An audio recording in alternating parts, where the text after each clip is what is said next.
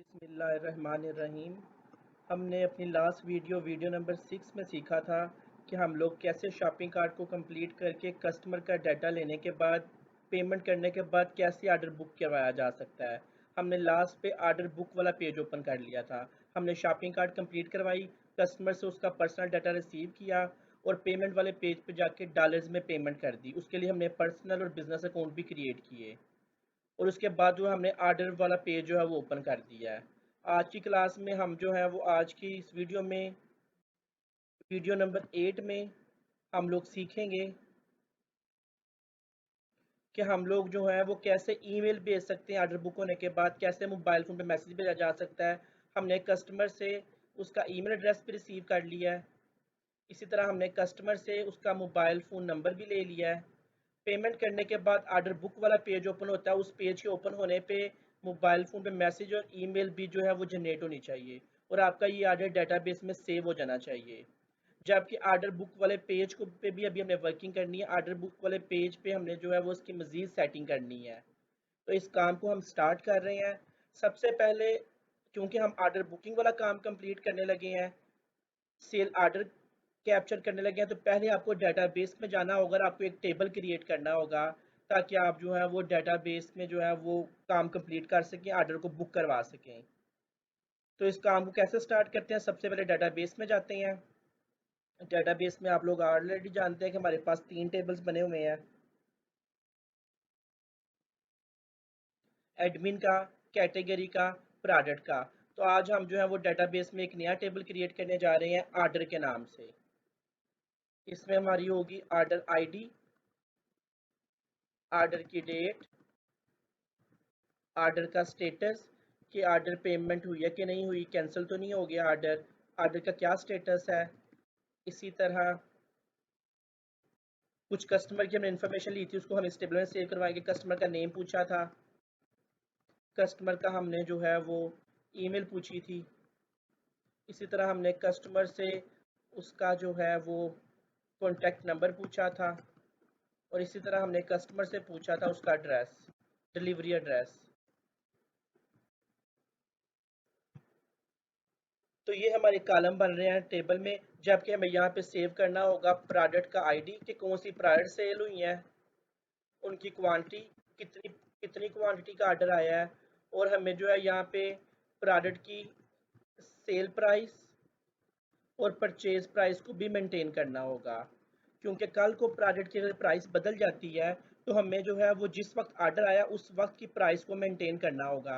आज से 10 साल के बाद प्रोडक्ट के टेबल में प्रोडक्ट नंबर 1 की प्राइस वही नहीं होगी, उसकी सेल प्राइस और परचेज प्राइसेस जो है वो चेंज हो गई होंगी आज से 10 साल बाद, बल्कि आज से 1 माह बाद भी चेंज हो सकती हैं। लेकिन जिस कस्टमर ने ऑर्डर दिया है, उस कस्टमर ने जिस डेट को ऑर्डर दिया उस डेट क्या प्राइस थी और उस डेट को जो है वो परचेज प्राइस क्या थी वो हमें सेव करनी होगी, ताकि 10 साल बाद भी हम रिपोर्ट्स में वो वाला ऑर्डर दिखाएं तो हम उसको करंट प्राइस ना दिखाएं, बल्कि उस टाइम प्राइस थी वो हमने जो है वो ऑर्डर के टेबल में मेंटेन की हुई है। ऑर्डर के टेबल में प्राइसेस को मेंटेन करना ज़रूरी है। लेकिन इस ये टेबल जो है, ये टेबल में टोटल हमारे जो है वो 7 + 4 11 कॉलम बन रहे हैं। लेकिन इसमें एक बहुत इंपॉर्टेंट कंसेप्ट है जो आप लोगों को क्लियर करना होगा पहले। इसमें एक इशू है इस टेबल में, हम इस टेबल को इस तरह से ड्रा नहीं कर सकते हैं। मैं आपको एक्सप्लेन कर रहा हूँ क्यों ड्रा नहीं किया जा सकता। तो ये देखिए आप लोगों के सामने सेम वैसे ही एक टेबल बना हुआ है, अगर आप लोग देख सकते हैं।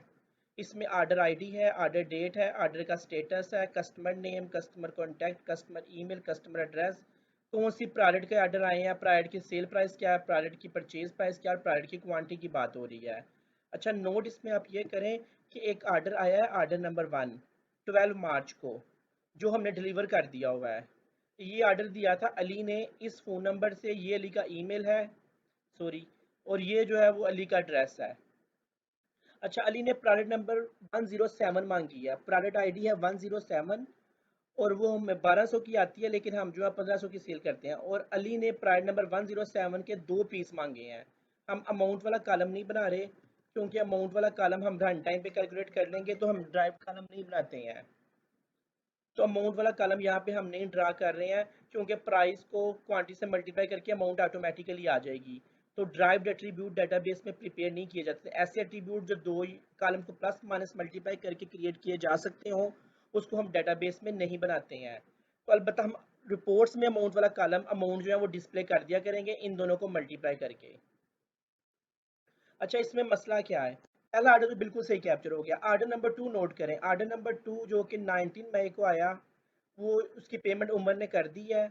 उमर ने लाहौर से आर्डर दिया है। उमर ने भी प्रायर नंबर 107 मांगी है, एक पीस।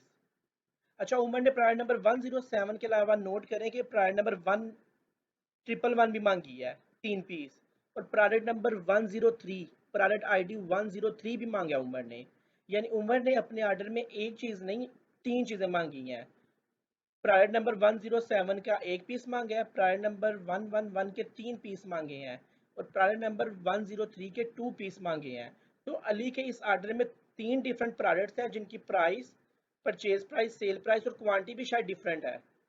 लेकिन ये आर्डर आया एक ही पर्सन की तरफ से है, लाहौर से आया। उसका नंबर भी, उसका नाम भी, उसका स्टेटस भी, उसकी डेट भी सेम है। बल्कि आर्डर भी एक ही है तो आर्डर की आईडी भी सेम होनी चाहिए, क्योंकि एक आर्डर आया, आर्डर नंबर 2 आया है उमर की तरफ से, जिसमें उसने 3 चीज़ें मांगी हैं, और उन 3 चीज़ों की प्राइसेस या क्वांटिटी भी डिफरेंट हो सकती हैं। तो ये देखें, ये आर्डर जो है ना, इसकी इसमें जो है डुप्लीकेशन स्टार्ट हो गई है। आपको आर्डर की डेट 2 दफ़ा लिखनी पड़ रही है, आर्डर का स्टेटस, कस्टमर का नेम, कस्टमर की डिटेल 3 दफ़ा सेव करनी पड़ रही है।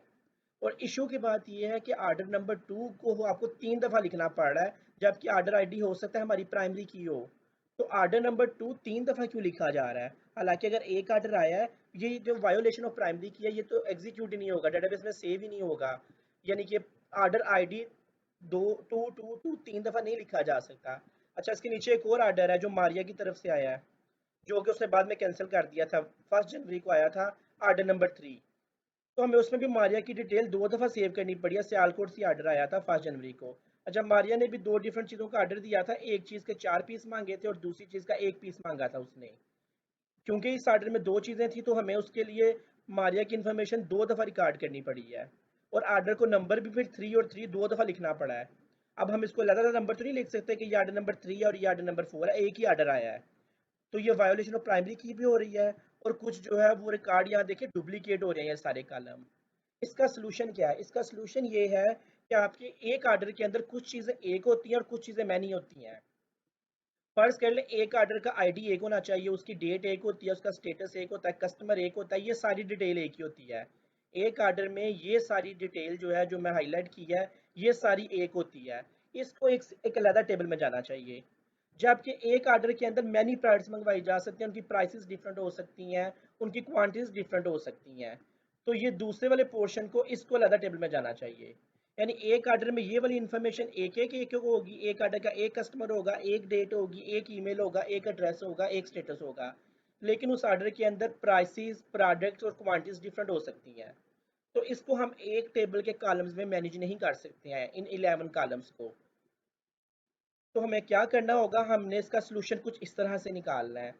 यानी जो 7 टेबल 111 रिकॉर्ड वाले थे, वो तो हम जो है वो एक सेपरेट टेबल में मैनेज कर लेंगे कि एक आर्डर आया अली की तरफ से, गुजरावाला से, दूसरा आर्डर आया उमर की तरफ से, लाहौर से, और तीसरा आर्डर आया मारिया की तरफ से, सियालकोट से।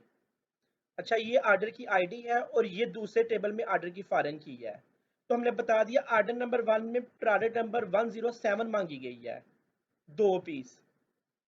और आर्डर नंबर 2 में 3 प्रोडक्ट्स मांगी गई हैं, किसी का 1 पीस, किसी का 3 पीस, किसी के 2 पीस। और आर्डर नंबर 3 में 2 प्रोडक्ट मांगी गई हैं, किसी के 4 पीस, किसी का 1 पीस। तो 2 टेबल में इसको मैनेज करने से, एक तो देखिए हर एक आर्डर का एक यूनिक आईडी बन रहा है, प्राइमरी की वायोलेशन नहीं हो रही। दूसरा, उमर ने जब 3 चीज़ें मंगवाई हैं तो उमर की डिटेल को 3 दफ़ा सेव नहीं करना पड़ा। उमर की डिटेल हमने एक दफ़ा लिखी है, क्योंकि आर्डर नंबर 2 एक आर्डर आया उमर की तरफ से। हाँ जी, उस आर्डर नंबर 2 के अगर डिटेल में जाया जाए तो उस आर्डर नंबर 2 में 3 चीज़ें मंगवाई गई हैं, 3 डिफरेंट प्रोडक्ट्स। किसी का 1 पीस, किसी के 3 पीस, किसी के 2 पीस। और यहाँ पे ये कॉलम इसकी प्राइमरी की होगा, जो 1 2 3 4 5 6 यूनिक नंबर चलते जाएंगे।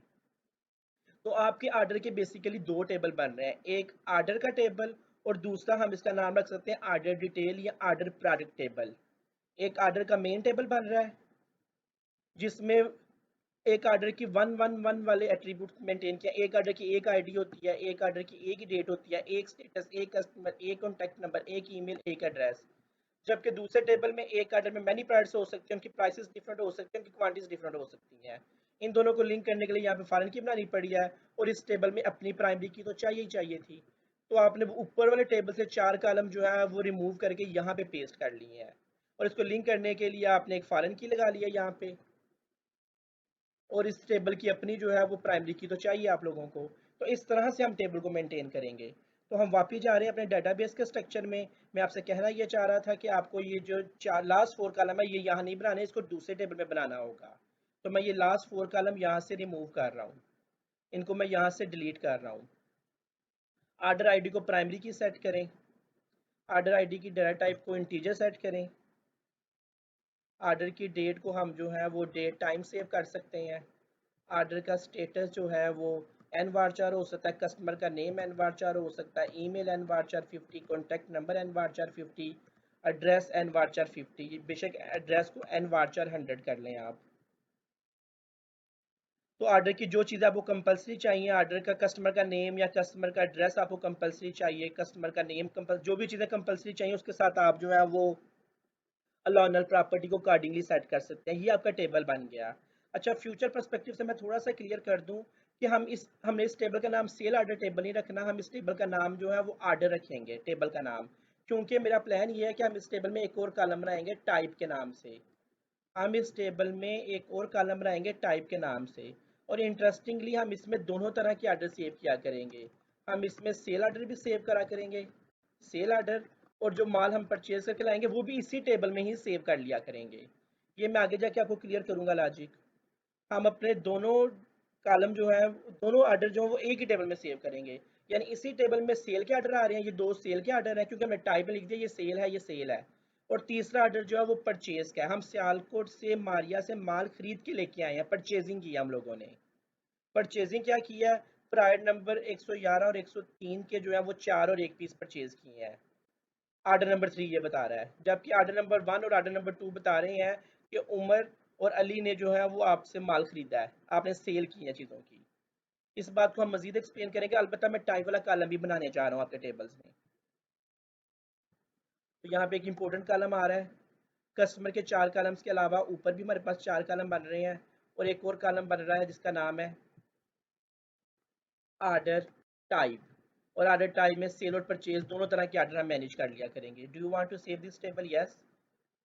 बल्कि इसको सेव करने से पहले आप लोग जो है वो इसको आर्डर आईडी को जो है वो ऑटो जनरेट कर लें, आर्डर आईडी को ऑटो जनरेट कर लें, क्योंकि हमने आर्डर आईडी खुद नहीं बतानी, ये खुद ही मेंटेन करेगा 1 2 3 या जो भी नंबर ये जनरेट करे। Okay, do you want to save this table? Yes. Table का नाम मैं रख रहा हूँ आर्डर।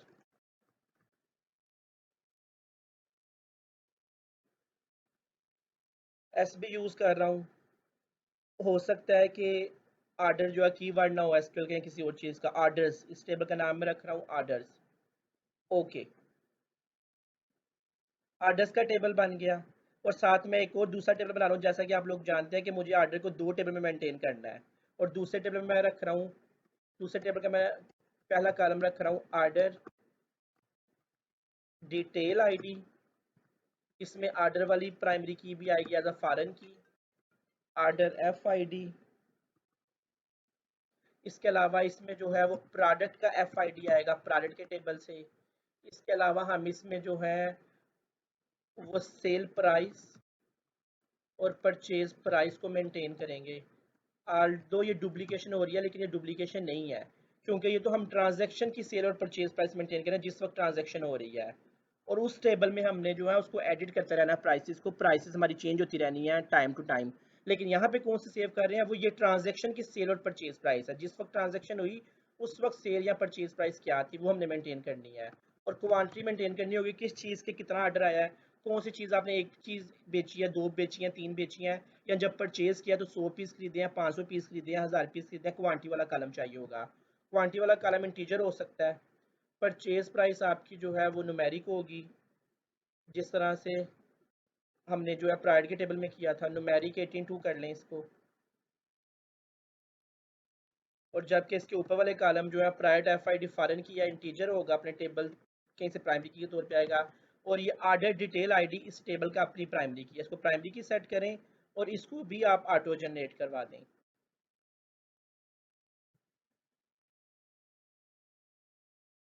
जबकि दो फॉरेन कीज हैं इस टेबल में, बेशक आप इस टेबल में दो फॉरेन की बना लें। आर्डर एफ आई डी कहाँ से आ रहा है, रिलेशनशिप बना लें, ऐड अ रिलेशनशिप, और रिलेशनशिप की डिटेल में जब जाके बताएं कि आर्डर के टेबल से जो है वो आर्डर आईडी जो है वो इसकी प्राइमरी की है, जबकि आर्डर डिटेल के टेबल में जो है वो order F I D foreign की है। ओके, ऐड अनदर रिलेशनशिप, उसको भी एक्सप्लेन कर दें। आप बताएं कि प्रोडक्ट के टेबल से प्रोडक्ट की आईडी प्राइमरी की है, और वो यहाँ पे फॉरेन की वाला भी हमने कॉलम बनाया है इस हमारे करंट टेबल में, जिसका नाम अभी हमने कोई नहीं रखा, टेबल 1 है, उसमें जो है private F I D foreign की है। तो हमने दो टेबल से रिलेशनशिप बता दिए कि private F I D private के टेबल से प्राइमरी की के तौर पे आ रही है, और आर्डर एफ आई डी जो है वो अभी अभी जो टेबल बनाया आर्डर के टेबल की प्राइमरी की आ रही है। तो दो फॉरेन कीज भी बन गई हैं, हम इस टेबल को क्लोज कर सकते हैं। Do you want to save the changes? Yes. Table का नाम हम रख रहे हैं आर्डर डिटेल। ओके, वो आपको वार्न कर रहा है कि आर्डर डिटेल के टेबल का आर्डर और प्रोडक्ट के टेबल से रिलेशनशिप है। जी बिल्कुल रिलेशनशिप है। Do you want to save this changes? Yes. अब अपने टेबल्स को रिफ्रेश करें। अब आपकी डेटाबेस में दो नए टेबल्स आ गए हैं, आर्डर्स के नाम से और आर्डर डिटेल के नाम से। हम इसको ट्रेंड के मुताबिक जिस तरह बाकी टेबल्स के नाम रखे थे, मैं इसको भी जो है वो केस इस्तेमाल कर रहा हूँ, आर्डर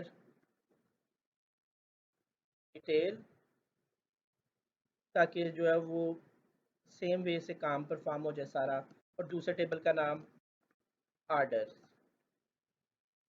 जी, अब आपकी डेटाबेस में दो नए टेबल्स आ गए। मे भी फ्यूचर में हमें फीडबैक या कोई और टेबल भी क्रिएट करना पड़े। तो फिलहाल आपकी डेटाबेस में अब 5 टेबल्स हैं जो कि फाइनल हो चुके हैं, और मैंने आपको कंसेप्ट समझा दिया है कि ये 5 टेबल्स हमने क्यों बनाए हैं, और कंसेप्ट आप लोग भी समझ गए हैं कि हमने अपने आर्डर के टेबल को दो टेबल में मेंटेन करना है, क्योंकि आर्डर में कुछ चीज़ें, कुछ एट्रीब्यूट्स वन आर्डर के वन वन है, और कुछ एक आर्डर में कुछ चीज़ें जो हैं वो एक से ज़्यादा भी हो सकती हैं, जैसा कि इस आर्डर में 3 और इस आर्डर में 2 चीज़ें हैं।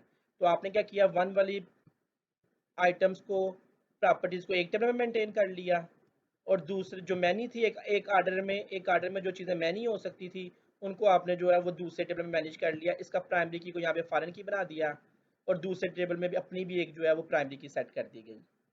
नेक्स्ट हम क्या करेंगे, नेक्स्ट हम लोग विजुअल स्टूडियो में जाएंगे, और हमें सबसे बड़ा काम जो करना होगा वो ये है कि आपको अपने मॉडल दोबारा इंपोर्ट करने पड़ेंगे। वैसे आपने एग्जिस्टिंग 3 टेबल में कोई चेंज नहीं किया, तो आपको कंट्रोलर्स और व्यू को बदलने की ज़रूरत नहीं है जो आपने बनाए हैं।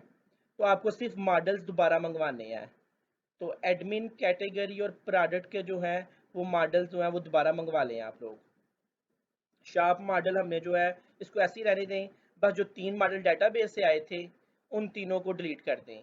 हमने इसमें से किसी मॉडल में चेंज नहीं किया था सिवाय प्रोडक्ट के मॉडल में। तो प्रोडक्ट के मॉडल में आप लोगों को अगर याद करवाऊँ, तो प्रोडक्ट के मॉडल में आप लोगों ने दो जो है वो कॉलम बनाए थे जो नॉट मैप्ड थे, एक प्रोडक्ट पिक्चर वाला और एक प्रोडक्ट क्वांटिटी वाला। ये दोनों कॉलम आपको दोबारा बनाने होंगे।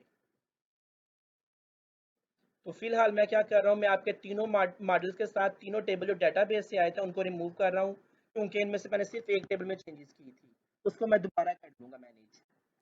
डिलीट किया, want to delete these 3 tables with model 1? Yes. Next क्या करना होगा, आप लोगों को डेटाबेस से दोबारा अपना मॉडल मंगवाना होगा। इस बार 3 टेबल नहीं 5 टेबल मंगवाने होंगे। तो हम इसे कैसे परफॉर्म करते थे,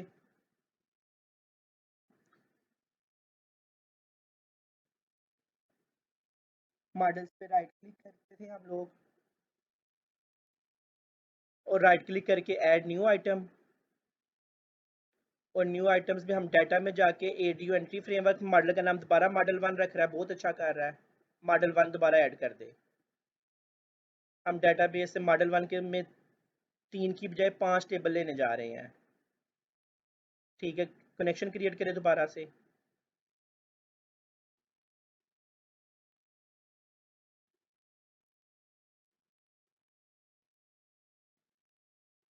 कनेक्शन किस डेटाबेस से क्रिएट करना है ये हमें यहाँ पे मेंशन करना होगा।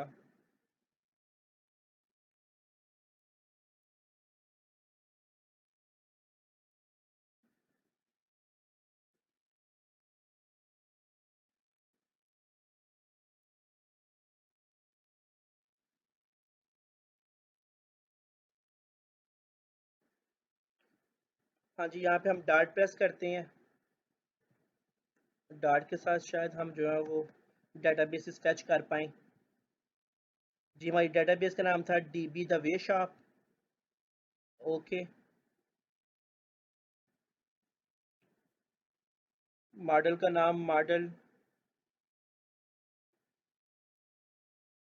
नेक्स्ट, टेबल्स को वो बना रहा है। ठीक है, पांचों टेबल ले आए, हमें पांचों टेबल चाहिए। फिनिश।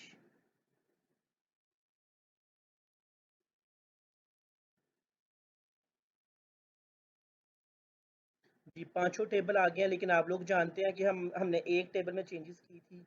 अच्छा, एडमिन का टेबल आ गया, वापस आ गया। कैटेगरी का टेबल आ गया, वापस आ गया। प्रोडक्ट का टेबल भी वापस आ गया। इसके अलावा आर्डर और आर्डर डिटेल के टेबल भी आ गए हैं, लेकिन आप लोग जानते हैं कि प्रोडक्ट के टेबल में आपने दो एक्स्ट्रा कॉलम क्रिएट किए थे, जो कि आपको दोबारा क्रिएट करने होंगे। शायद इस पोर्शन में थे, मैंने वो कॉपी कर लिए, तो उसको मैं दोबारा पेस्ट कर रहा हूँ। एक ये था प्राइड पिक्चर वाला कॉलम और दूसरा था प्राइड क्वांटिटी वाला कॉलम।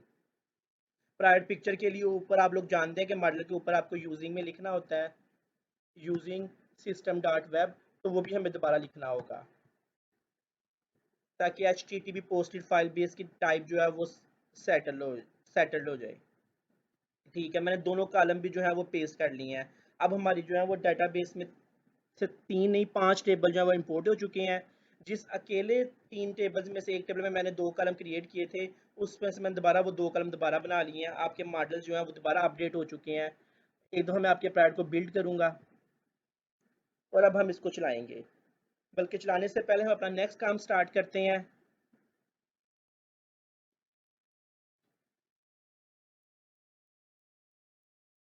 जी, बिल्ड हो गया है। नेक्स्ट काम क्या कर रहे थे हम लोग, अगर आप लोगों को लास्ट काम हमारा याद हो लास्ट वीडियो में, तो हम शॉपिंग कार्ट पे काम कर रहे थे। शॉपिंग कार्ट पे हमने यूज़र से कुछ इन्फॉर्मेशन ली थी। हमने यूज़र से उसका नाम पूछा था, उसकी डिटेल पूछी थी, और वो सारी इन्फॉर्मेशन हमने यूज़र से पेमेंट का बटन प्रेस करवा के पे नाउ का एक्शन कॉल कर दिया था। मैं आप लोगों को पे नाउ का एक्शन भी दिखाने जा रहा हूँ। पे नाउ का हमने एक्शन बनाया था और वो एक्शन कॉल कर दिया था। कंट्रोलर के अंदर, होम कंट्रोलर के अंदर पे नाउ का एक्शन बनाया था, और पे नाउ का एक्शन करता क्या था। पे नाउ का एक्शन आप लोगों को पेपाल सैंडबॉक्स पेपाल की टेस्ट सर्विस की तरफ ले जाता था, और आप वहां पे पेमेंट करके आ जाते थे। और पेमेंट करने के बाद वो वापस आपको कहाँ लेके आता था, आर्डर बुक वाले एक्शन की तरफ, आर्डर बुक वाले पेज की तरफ। ये है आर्डर बुक वाला पेज। आर्डर बुक वाले पेज में आज हम मजीद काम करेंगे। जैसे ही पेमेंट के बाद आर्डर बुक वाला एक्शन चलेगा, तो ठीक है, आर्डर बुक वाला पेज व्यू हो जाए। लेकिन उससे पहले जो है वो हमने इससे तीन काम करवाने हैं। हमने यहाँ पे जो है वो तीन काम लेने हैं इससे।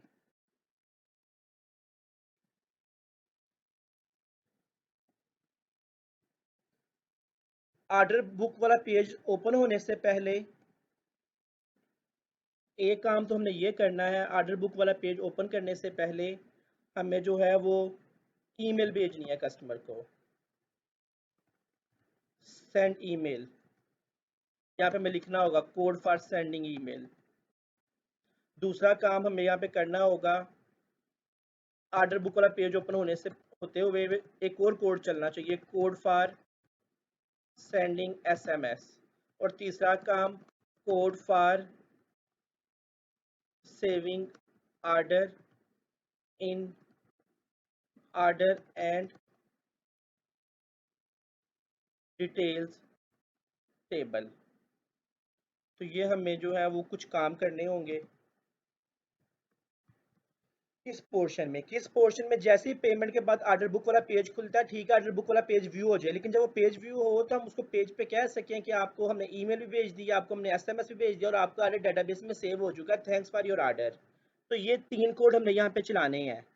लेकिन उससे पहले एक और बहुत ज़रूरी काम जो आप लोगों को करना होगा, वो ये है कि जब आप लोग पे नाउ का बटन प्रेस करते हैं, तो यहाँ पे आपको जो है वो आर्डर्स के टेबल की डिटेल रिसीव करनी है। आर्डर ओ के टेबल की डिटेल रिसीव करनी है। अगर आर्डर के टेबल में आप लोग जानते हो कि आर्डर के टेबल में कौन कौन से कॉलम है, तो आर्डर के टेबल में कस्टमर का नेम, कस्टमर का ईमेल, कस्टमर की इस तरह की डिटेल जो है वो अवेलेबल है। तो हम पे नाउ के बटन पे पे नाउ के एक्शन पे क्लिक करवा के पे नाउ के जब वो एक्शन पे क्लिक कर चलेगा तो उसको आर्डर की डिटेल मिलेगी। क्या पेज से हम उस पेज पे क्या हमने कस्टमर की डिटेल ली है, क्या हमने वो 4 कॉलम जो कस्टमर के लिए रखे थे क्या हमने वो रिसीव किए हैं? अब आपको जो है वो वापस जाना पड़ेगा जिस कार्ड वाले पेज पे, और आप लोगों को रिकॉल करना होगा कि जब पे नाउ का एक्शन चलता था तो कस्टमर से पहले हम कुछ डिटेल लेते थे, जैसा कि हम कस्टमर अंडरस्कोर नेम पूछते थे, कस्टमर अंडरस्कोर एड्रेस पूछते थे, कस्टमर अंडरस्कोर फ़ोन पूछते थे, कस्टमर अंडरस्कोर ईमेल पूछते थे। तो मैं इसको थोड़ा सा जो है वो इन कॉलम्स को अगर मैं डिफरेंट करना चाहूँ तो मैं ये करूँगा, मैं इसको खाली नेम कर देता हूँ, खाली एड्रेस कर देता हूँ, खाली फ़ोन कर देता हूँ, और कस्टमर की बजाय मैं इन टेक्स्ट बॉक्स के इसके नाम खाली रख रहा हूँ, name, address, phone and email. ये भी क्यों कर रहा हूँ इसका भी आपको आंसर जो है वो बाद में मिल जाएगा कि ऐसा मैंने क्यों किया। लेकिन फ़िलहाल मैं इनके कस्टमर अंडरस्कोर ख़त्म कर रहा हूँ, और ये मुझे करना होगा डेटाबेस में जाके भी ख़त्म। डेटाबेस में भी मैंने जो है वो कस्टमर के कॉलम में जो है वो साथ कस्टमर लिख दिया है, कस्टमर नेम जी। मुझे डेटाबेस में भी डिज़ाइन चेंज करना होगा और फिर मॉडल में भी चेंज करना होगा। मैं ऐसा क्यों कर रहा हूँ? क्योंकि हमने जो है वो इस टेबल में सिर्फ कस्टमर से ही आर्डर नहीं लेने, बल्कि हमने जो है इसमें परचेज आर्डर भी सेव करने हैं, हमने अपने वेंडर से अपने सप्लायर से भी माल खरीदना है, और वो भी इन्हीं इसी टेबल में यूज़ करना है, क्योंकि हमने इस टेबल में टाइप वाला कॉलम बना लिया है। तो ये जो जिसकी नाम, जिसका ईमेल, जिसका कॉन्टैक्ट, जिसका एड्रेस लिखना है वो लाजमी नहीं कस्टमर हो, वो हमारा सप्लायर भी हो सकता है। तो मैंने कॉलम को थोड़ा सिंपल कर लिया, नेम, ईमेल, कॉन्टैक्ट और एड्रेस। बल्कि इसके साथ आप आर्डर का वर्ड यूज़ कर लें, नेम उसका कीवर्ड हो सकता है। तो मैं आर्डर अंडरस्कोर यूज़ कर रहा हूँ, आर्डर अंडरस्कोर नेम। आर्डर किस नाम की तरफ से आया है? आर्डर को करने वाला ईमेल एड्रेस, आर्डर को करने वाला कॉन्टैक्ट नंबर, और आर्डर को करने वाला एड्रेस क्या है। तो मैंने टेबल में कस्टमर अंडरस्कोर की बजाय आर्डर अंडरस्कोर यूज़ कर दिया है। तो सेम मैं यहाँ पे भी यही काम करता हूँ, order underscore name, order underscore address, order underscore phone, order underscore email. ये सारे कैपिटल केस में है। मे भी केस भी प्रॉब्लम करे तो आप इसको भी फिर कैपिटल केस कर लें। Order underscore name, order underscore address, order underscore contact and order underscore email.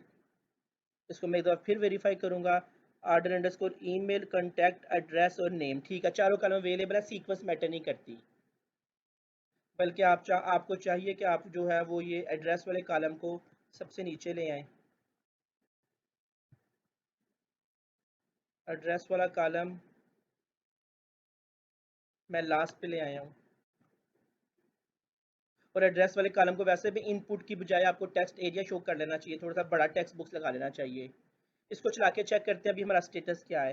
तो अब जैसे ही वो ये नीचे बटन प्रेस करेगा, हमने यहाँ पे एक बटन लगाया था, उसको सारा टोटल बिल दिखाने के बाद हमने यहाँ पे एक बटन, आप लोगों को याद होगा हमने ऐड किया था, जिस बटन पे लिखा था हम लोगों ने चेकआउट एंड पे नाउ। पे नाउ के बटन पे प्रेस करके पे नाउ का एक्शन चलता है, और अब पे नाउ के एक्शन को आर्डर की डिटेल पहुंचेगी। आर्डर की डिटेल में क्या क्या पहुंचेगा? तो हमारे फॉर्म में 4 चीज़ें हैं, 4 इनपुट हैं। आर्डर का नेम पहुंचेगा, कॉन्टैक्ट पहुंचेगा, ईमेल पहुंचेगा और एड्रेस पहुंचेगा। 4 चीज़ें पहुंचेंगी आर्डर के लिए। जबकि आर्डर के टेबल में और क्या क्या पहुंचाने के लिए? आर्डर के टेबल में तो ज़्यादा कॉलम थे, तो एक दफ़ा चेक करते हैं कि आर्डर के टेबल में और क्या क्या पहुंचना चाहिए था। 4 चीज़ें तो हमने आर्डर को पहुंचा दी। अच्छा, आर्डर की टाइप हम सेल भेज देंगे फिक्स, आर्डर की डेट हम सिस्टम से उठा लेंगे, आर्डर का स्टेटस भी हम फिक्स कह देंगे पेड, क्योंकि जब भी उस आर्डर सेव होना है तो उसकी पेमेंट हो गई होगी तब भी आर्डर सेव होगा, तो पेमेंट में हमेशा पेड जाएगा। आर्डर की डेट में सिस्टम की डेट भेज दिया करेंगे, और आर्डर की टाइप में हमेशा हम सेल लिख के भेज दिया करेंगे। तो ये 3 कॉलम हमारे पास फिक्स है, हम हार्ड कोडेड कर देंगे। जबकि नीचे वाले 4 कॉलम नेम, ईमेल, कॉन्टैक्ट और एड्रेस जो है ये हमने कस्टमर से लेने थे, वो हमने पूछ लिए हैं। अब इसको हम चेक करते हैं, यकीनन आप लोगों के पास जो है वो अब इस इंफॉर्मेशन जो है वो पहुंच रही होगी। अच्छा, मॉडल में हमने चेंज नहीं किया, एक मिस्टेक होने जा रही थी हमारे से। आर्डर के टेबल में अगर हमने चेंज किया है तो आपको चाहिए कि यहाँ पे आप जो है, हमने कस्टमर का नेम खत्म करके इसको आर्डर अंडरस्कोर कर दिया है। कस्टमर का नेम नहीं है, आर्डर अंडरस्कोर नेम है, तो मैं इसको आर्डर अंडरस्कोर नेम कहने जा रहा हूँ। इसी तरह आर्डर अंडरस्कोर ईमेल है, इसी तरह दो और कॉलम है, आर्डर अंडरस्कोर कॉन्टैक्ट है और आर्डर अंडरस्कोर एड्रेस है। ठीक है, डेटाबेस के टेबल में चेंज, मॉडल में चेंज, और इसके साथ साथ अच्छा अगर ये फॉरेन कीज होती फिर प्रॉब्लम बन जाती, क्योंकि ये इसके अपने नॉर्मल कॉलम है, इसको चेंज किया जा सकता है। और अभी वैसे भी हमने इस टेबल के लिए ना तो हमने कंट्रोलर बनाए हैं, ना ही हमने जो व्यू बनाए हैं, तो इसलिए हमें बस अभी मॉडल ही मंगवाया था, तो मॉडल में चेंज कर सकते हैं। अलबत्ता मॉडल में चेंज करने का मतलब ये है कि आपको अपने प्रोडक्ट को एक दफ़ा फिर कंपाइल कर लेना चाहिए। अच्छा, हम अपने वापस से एक्शन पे चलते हैं, जो हमने एक्शन बनाया था होम कंट्रोलर के अंदर। अच्छा, जैसे पे नाउ का बटन प्रेस होगा, पेमेंट वाला पेज उस तरह ही नॉर्मल चलेगा, लेकिन हम उस पेज को ऑर्डर की इन्फॉर्मेशन भेज रहे हैं, और वो ऑर्डर की इन्फॉर्मेशन हमने इस टेबल में यूज़ करनी है। तो एक एक्शन से दूसरे एक्शन में अगर आप चाहें तो आप ऑर्डर की डिटेल को सेशन में संभाल दें। तो मैं सेशन में संभाल रहा हूँ आर्डर। सेशन में मैं पूरा आर्डर रख रहा हूँ, आर्डर में मैं ओ रख रहा हूँ। आपके आर्डर को मैंने ओ वेरिएबल में रिसीव किया, और इस ओ को मैंने सेशन में संभाल दिया। अच्छा, आर्डर ओ के अंदर 7 8 कॉलम है, एक प्राइमरी की है, आर्डर की डेट है, आर्डर की टाइप है, आर्डर का स्टेटस है, लेकिन कुछ आर्डर का ईमेल, नेम, पासवर्ड वगैरह 4 चीज़ें पहुंच रही हैं। मैं इस जगह पे डीबगर लगा के आप लोगों को दिखाने लगूंगा ये पेज कैसे चलेगा। तो पे नाउ का बटन जैसे ही क्लिक होगा तो कोड यहाँ पे आएगा, मैं आपको ये आर्डर के टेबल में दिखाऊंगा कि इसके अंदर कौन सी 4 चीज़ें हमने पे से भेजी हैं। तो इसको चला रहे हैं, प्रोजेक्ट को मैं रन कर रहा हूँ आपके इंडेक्स कस्टमर वाले पेज को ओपन करके।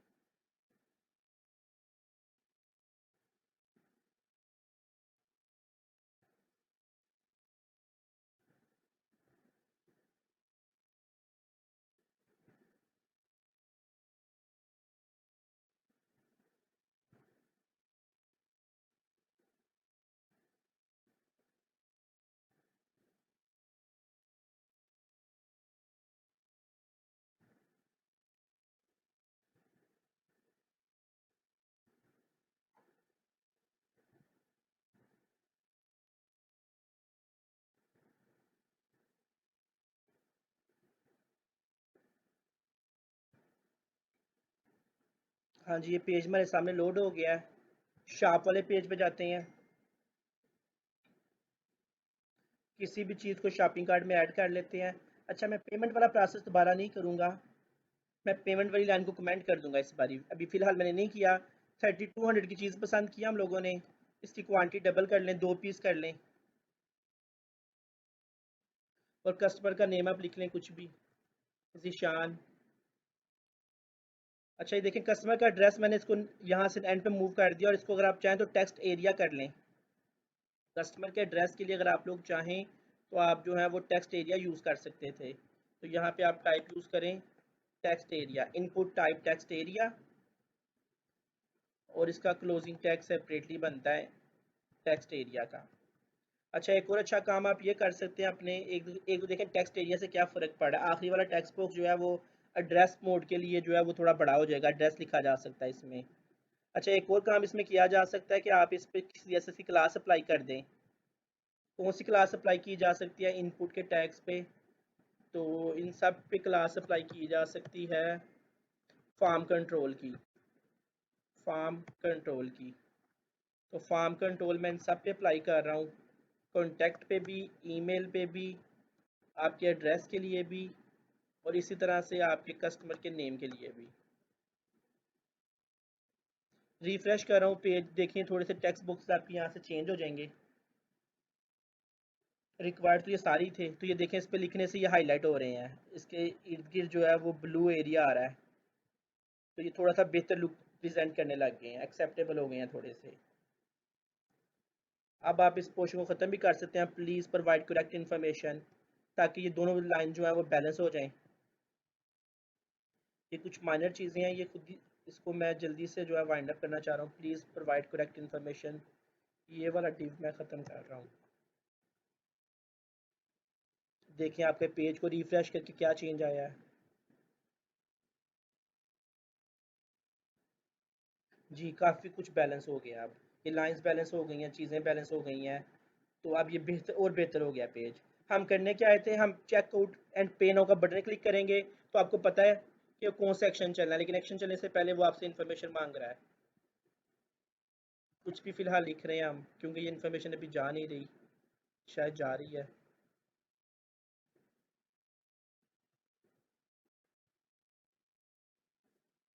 कॉन्टैक्ट नंबर भी हमने उस दिन लिखा था। अभी मैसेज नहीं जा रहा फिलहाल, तो चेक करते हैं वहाँ पे क्या पहुँचता है। चेकआउट एंड पे नाउ का बटन प्रेस किया तो एक्शन चला होगा पे नाउ वाला, क्योंकि हमने उसको इस पेज पे समझाया था कि पे नाउ का एक्शन चलाना है, चला दिया उसने पे नाउ का एक्शन। और प्रीवियस कोड के मुताबिक पे नाउ के एक्शन में पेपाल वाला पेज की तरफ हम उसको भेज देते थे और वापस हम उसको पेमेंट करके यहाँ लेके आते थे। लेकिन अभी भी मैंने क्या किया, मैंने कहा कि पे नाउ का एक्शन तो चलाना है लेकिन तुम्हें आर्डर की इन्फॉर्मेशन भी भेजेंगे। आर्डर के टेबल की 4 चीज़ें तुम्हें भेजेंगे, वो चेक करें क्या यहाँ पर रिसीव हुई हैं। अगर आपने वहाँ पे 4 कॉलम के इनपुट के अंदर चारों कॉलम के नाम और यहाँ पे चारों कॉलम के नाम डाटाबेस जैसे रखे हुए, इसके ऊपर कर्सर लेके आए, आर्डर ओ के अंदर देखें क्या क्या आया। आर्डर का एड्रेस में गुजरावाला आ गया, आर्डर के कॉन्टैक्ट में फ़ोन नंबर आ गया, आर्डर के ईमेल में ज़ीशान आ गया और आर्डर के नेम में भी ज़ीशान आ गया। जबकि आर्डर की आईडी उसने ऑटो जनरेट करनी है, इग्नोर की जा सकती है। आर्डर की डेट क्या है वो हम बता सकते हैं। आर्डर का स्टेटस क्या है वो भी अभी कुछ नहीं पता, आर्डर की टाइप भी कुछ नहीं पता। तो ठीक है, तो इसका मतलब है पे नाउ का बटन प्रेस होगा, जब वो पेमेंट की तरफ जाएगा तो वो आर्डर की डिटेल पेज से उठा लेगा और उस आर्डर की डिटेल को हम सेशन में भर रहे हैं और चारों चीज़ें जो हैं वो सेशन में चली जाएंगी। बहुत अच्छा हो गया ये काम, हम यहाँ तक पहुँच गए। लेकिन अगर आप चाहें सेशन में भरने से पहले अपने आर्डर के टेबल को भर लें। आर्डर डॉट आर्डर के अंदर नेम वाले कॉलम में नेम आ चुका है, ईमेल आ चुकी है, कॉन्टैक्ट आ चुका है, एड्रेस आ चुका है। तो आर्डर के अंदर डेट नहीं पहुंची, तो आप चाहें तो डेट पहुंचा लें आर्डर वाले कॉलम में। हम सिस्टम से डेट पिक कर लेंगे, system dot date time dot now, system से अभी की डेट पिक कर लेंगे और वो ओ के अंदर आर्डर डेट में रख देंगे। आर्डर डेट में अभी नल था लेकिन अब नल नहीं रहेगा। इसी तरह मैं बाकी तीनों कॉलम भी फिल कर रहा हूँ जो कि आप लोग सोच रहे थे कि वो भी फिल होने चाहिए। तो आर्डर स्टेटस में मैं क्या भेज दूंगा, आर्डर स्टेटस में मैं ज़रूर भेजूंगा पेड, क्योंकि पेमेंट होने के बाद ही हम नेक्स्ट मूव करेंगे। इसी तरह आर्डर के टेबल में एक और कॉलम था, 7th कॉलम, जो था आर्डर का, आर्डर की टाइप।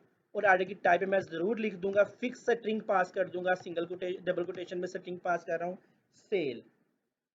अच्छा, आर्डर के 4 कॉलम वहां से कस्टमर की डिटेल से फिल कर रहे थे और बाकी 3 कॉलम मैंने यहाँ पे फिल कर दिया। अब जब ये वाली लाइन तक हम पहुंचेंगे तो ओ आर्डर ओ के अंदर सब कुछ होगा। जब ये लाइन चलेगी तो आर्डर ओ के अंदर 4 चीज़ें होंगी, नेम, ईमेल, एड्रेस और कॉन्टैक्ट होगा। लेकिन इन 3 लाइनों के चलने के बाद जब सेशन में आर्डर सेव हो रहा होगा तो आर्डर ओ के अंदर 7 कॉलम फिल होंगे। 3 हमने खुद फिल कर दिए हैं जो हमेशा ऐसे रहेंगे, और जबकि 4 कॉलम जो है वो कस्टमर की डेट से हमने फिल किए हैं। फिर पेमेंट वाला कोड चलेगा और पेमेंट वाला कोड चलने के बाद हम जो है वो आर्डर बुक वाले पेज पे आ जाएंगे। आर्डर बुक वाले पेज पे क्या होगा, आर्डर बुक वाले पेज पे हमने जो है इस आर्डर को डाटाबेस पे सेव करना है। तो पहला काम जो है ये आर्डर डाटाबेस में सेव होना चाहिए, तो हमें यहाँ पे कोड लिखना होगा। कोड कोई मुश्किल लाइंस नहीं होंगी। अच्छा, आपका आर्डर की डिटेल कहाँ सेव हुई है, इस सेक्शन में सेव हुई है, लेकिन उसको इस सेक्शन में कैसे पहुँचाएंगे आप लोग। तो इस सेक्शन में आप लोग जो हैं वो उसको पहुँचा सकते हैं, सेशन में रख के भी पहुँचा सकते थे, या अगर हम, ठीक है, सेशन में रख के ही पहुंचा देते हैं। पेमेंट के बाद ये वाला एक्शन चलेगा और ये इन्फॉर्मेशन सेशन में जो है वो यहाँ रिसीव हो जाएगी। तो यहाँ पे आप कोड लिखें कि सेशन का नाम हमने क्या रखा था, आर्डर, ओ कैपिटल के साथ। सेशन आर्डर के अंदर से इंफॉर्मेशन निकलेगी, किस टाइप की इंफॉर्मेशन निकलेगी, आर्डर ओ निकलेगा सेशन के अंदर से। तो यहाँ पे हम इसकी टाइप लिख देते हैं कि आर्डर टाइप की इंफॉर्मेशन निकलनी है सेशन के अंदर से। प्रॉबेबली ये काम करेगा, इसको चेक करते हैं। तो अब हमारा फ्लो कुछ ऐसा है कि पे नाउ का बटन प्रेस होगा, 4 चीज़ें कस्टमर की आर्डर वाले टेबल में पहुंच जाएंगी, आर्डर वाले टेबल में आ गई, और 3 चीज़ें हमने खुद भर दी और आर्डर को सेशन में रख के पेपाल की दुनिया में निकल गए। पेपाल की दुनिया से वापस आप लोगों को पता है, पेपाल की दुनिया से वापस कहाँ आएंगे, वापस आप लोग आएंगे आर्डर बुक वाले एक्शन पे।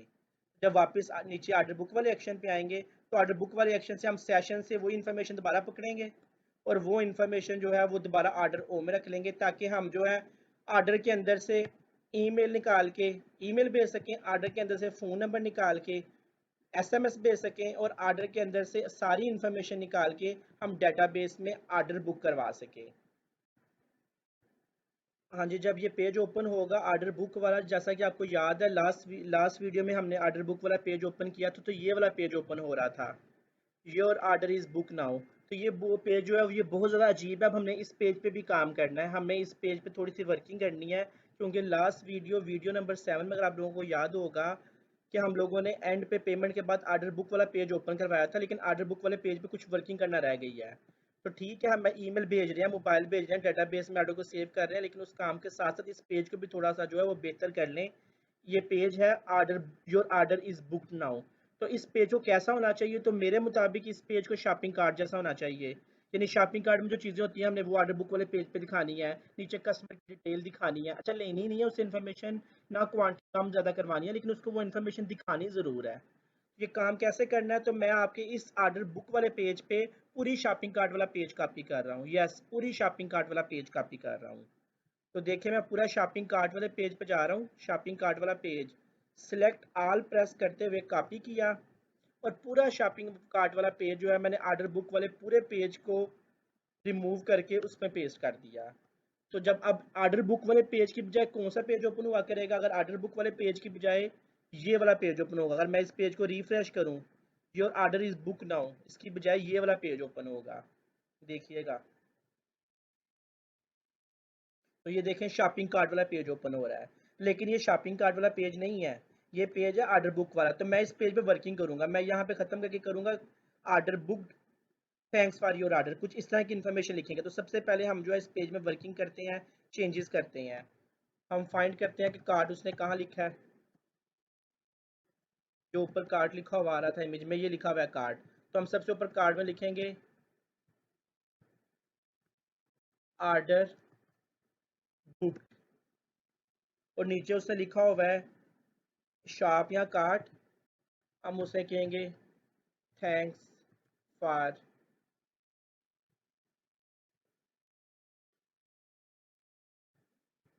Thanks for your trust. बल्कि इसको इकट्ठा कर देते हैं, थैंक्स फॉर योर ट्रस्ट जो है वो हम एक में लिख लेते हैं, थैंक्स फॉर योर ट्रस्ट। और एक लिस्ट आइटम बेशक आप ख़त्म कर दें। ये चेक करते हैं कहाँ पे बन रही थी, इसको चेक करना होगा। प्रॉबेबली हम सही कर रहे हैं। पेज दोबारा रिफ्रेश कर रहा हूँ, बुक ऑर्डर वाला जो है ये कार्ट वाला पेज नहीं है, यहाँ पे चेंज हो जानी चाहिए इन्फॉर्मेशन, इसको हमने यहाँ पे बदला है। ये देखिए लिखा हुआ आ रहा है order booked, thanks for your trust. ठीक है, इसको और बेहतर किया जा सकता था, हम इसके पीछे से बटन खत्म कर सकते हैं। नीचे चले, शॉपिंग कार्ट आ रही है, उसको बता रहे हैं कि तुमने हमें ये ऑर्डर दिया था, लेकिन अब डिलीट का बटन नहीं होना चाहिए। यहाँ पे ऑर्डर आ गया हुआ है, पेमेंट हो गई हुई है। अब तो बस उसको इन्फॉर्मेशन दिखाएंगे आपने 3200 का एक ऑर्डर दिया था जिसमें एक पैंट मंगवाई थी। तो ना सिर्फ डिलीट का बटन खत्म कर दें, बल्कि प्लस और माइनस के बटन भी खत्म कर दें इस पेज से। इस पेज से, ये जो आपका ऑर्डर बुक वाला पेज है जिसको कार्ड के पेज से हमने कॉपी किया था, तो मैं तीनों बटन भी रिमूव कर रहा हूँ। तो इस पेज में नीचे मूव करें, इस पेज में ये इन्फॉर्मेशन शो हो रही है सारी। यहाँ पे आप लोगों को याद होगा जहाँ पे आपने इसको प्राइड के नेम और बाकी डिटेल दिखाई थी, यहाँ पे दो बटन लगाए थे, माइनस फ्रॉम कार्ट वाला, माइनस फ्रॉम कार्ट वाला बटन रिमूव कर दें, और प्लस फ्रॉम कार्ट वाला बटन भी रिमूव कर दें, सिर्फ प्रोडक्ट की क्वांटिटी शो करवाएं। और इसी तरह से लास्ट पे एक रिमूव फ्रॉम कार्ट का एक्शन लगा हुआ था, ये वाला कॉलम ही खत्म कर दें, लास्ट वाला, लास्ट वाला कॉलम ही मैंने टीडी ही खत्म कर दिया है। कॉलम खत्म कर दिया, इसकी हेडिंग भी खत्म कर देनी चाहिए। ऊपर हेडिंग में आपकी जो है वो लास्ट वाली हेडिंग थी रिमूव वाली, तो वो वाली हेडिंग भी रिमूव कर दें। अब अपनी शॉपिंग कार्ट एक बार फिर देखें आप लोग, रिफ्रेश कर रहा हूँ आपका पेज, ऑर्डर बुक वाला पेज पेमेंट के बाद जब खुलता है तो वो आप पेज इस तरह का खुलेगा, और उसमें ये देखिए आपकी कार्ट आ रही है। प्रोडक्ट आपने ये मंगवाई थी, जीन्स पैंट थी, 3200 की थी, एक पीस मंगवाया। अब क्वांटिटी प्लस माइनस करने का या डिलीट करने का सवाल पैदा नहीं होता, बस उसको कार्ड दिखानी है कि आपने ये ऑर्डर बुक करवाया था। और नीचे ठीक है, यहाँ पे प्राइसेस आ रही हैं 3200, और यहाँ पे हम उसको कह सकते हैं कि पेड हो चुकी है। ये चेक आउट एंड पे नाउ का बटन जो है ये खत्म हो जाएगा। इसके अंदर, इस बटन के अंदर आप लिख दें पेड, ऑर्डर बुक्ड लिख दें बेशक इसके अंदर अगेन, या इसको जो है वो इस बटन को खत्म कर दें, या थैंक्स लिख दें इसमें, इसमें हम थैंक्स लिख देते हैं। अच्छा, अलबत्ता कस्टमर की डिटेल दोबारा नहीं हमने पूछनी, यहाँ पे हमने उसको कस्टमर की डिटेल दिखानी है। तो मैं करने क्या लगाऊं, मैं ये ऑर्डर समरी वाला पोर्शन यहाँ पे भी पेस्ट करने लगा, और यहाँ पे हम उसको जो है वो सब टोटल्स और डिस्काउंट की बजाय यहाँ पे उसको कह देंगे तुम्हारा नाम ये है, तुम्हारा ऑर्डर ये है, तुम्हें चीज़ें पहुँचा देंगे हम लोग। तो मैं ये ऑर्डर समरी को कस्टमर डिटेल में पेस्ट करने लगा उस पेज पे, और एंड से ये बटन खत्म करने लगा हूँ। कोई मुश्किल काम नहीं है, इसको हम कर रहे हैं। कार्ट हमारी रेडी है। उसके बाद एंड पे क्या है, टोटल क्वांटिटी भी शो करवानी है। उसके बाद ये है कस्टमर डिटेल वाला पोर्शन, ये 5 कॉलम जिसको हमने दिए थे। कस्टमर डिटेल वाले पोर्शन के अंदर एक ये पोर्शन है और दूसरा ये पोर्शन है। तो मैं पहले वाला पोर्शन रिमूव कर रहा हूँ, पहले वाला पोर्शन नहीं चाहिए, बल्कि दूसरे वाला पोर्शन भी पहले वाले पोर्शन की जगह चाहिए। तो दूसरे वाला पोर्शन कॉपी करें और दूसरे वाला पोर्शन ही पहले पोर्शन की जगह चाहिए। मैं पेस्ट कर दूंगा यहाँ पे। और ये जो नीचे बटन लगा हुआ है शॉपिंग नाउ का, इस बटन को ख़त्म कर दें।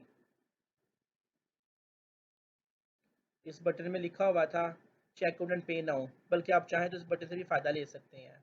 मैंने ख़त्म कर दिया बटन। यहाँ पे मैं ये वाला डिव जो एक रह गया इसको मैं कॉपी करके यहाँ पे पेस्ट करने लगा हूँ।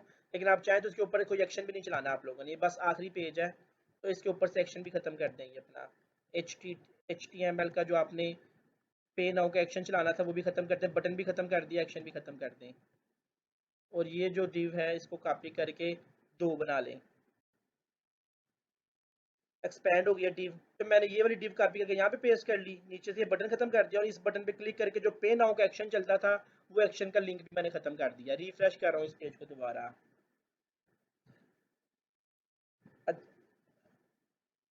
तो ये देखें यहाँ पे भी सेम वही चीज़ आ गई है। इसमें एक और कमी है इस पेज में, इसके नीचे एंड पे फंक्शन कॉल हुआ है जो कि पेज को जो है वो 200 पिक्सल नीचे ले जाता है। ये एक्शन भी खत्म कर सकते हैं जावास्क्रिप्ट का।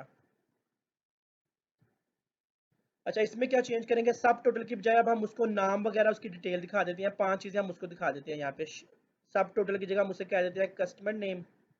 तो अब हम दूसरे पहले डिव को थोड़ा सा जो है वो उसके साथ चेंजेस करते हैं। आर्डर समरी, इसको हम पर्सनल समरी कह देते हैं, या आप इसे कस्टमर डिटेल कह दें।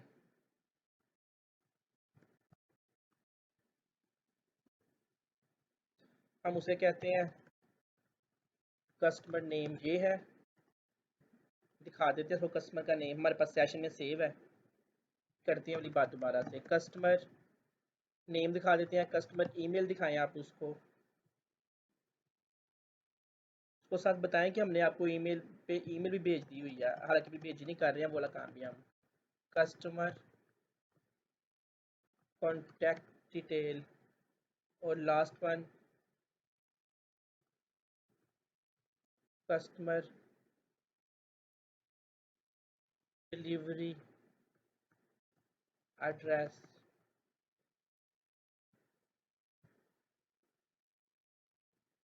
इसको एक दफ़ा देखें, पेज रिफ्रेश के क्या इम्पेक्ट आया, पेज पे कैसा चेंजेस आई हैं पेज में।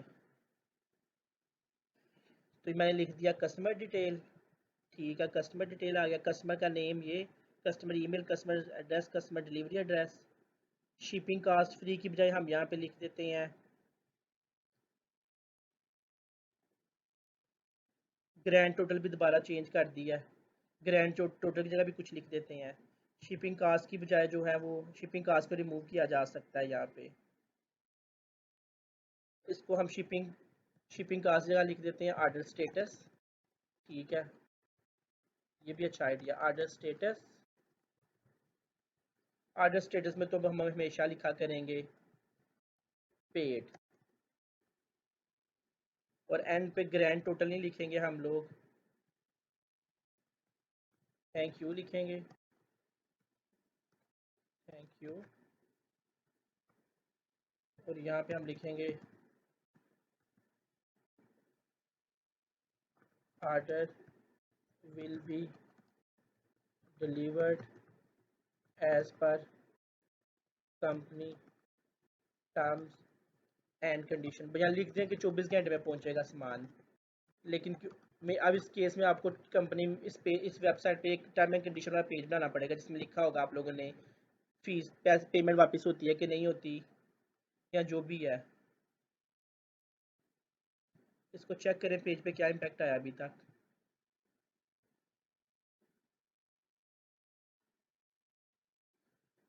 Order will be deliver as per term and condition, company का वर्ड खत्म कर लेंगे, एक लाइन में एडजस्ट हो जाएगा और आपका जो है वो पेज का व्यू थोड़ा सा अच्छा हो जाएगा।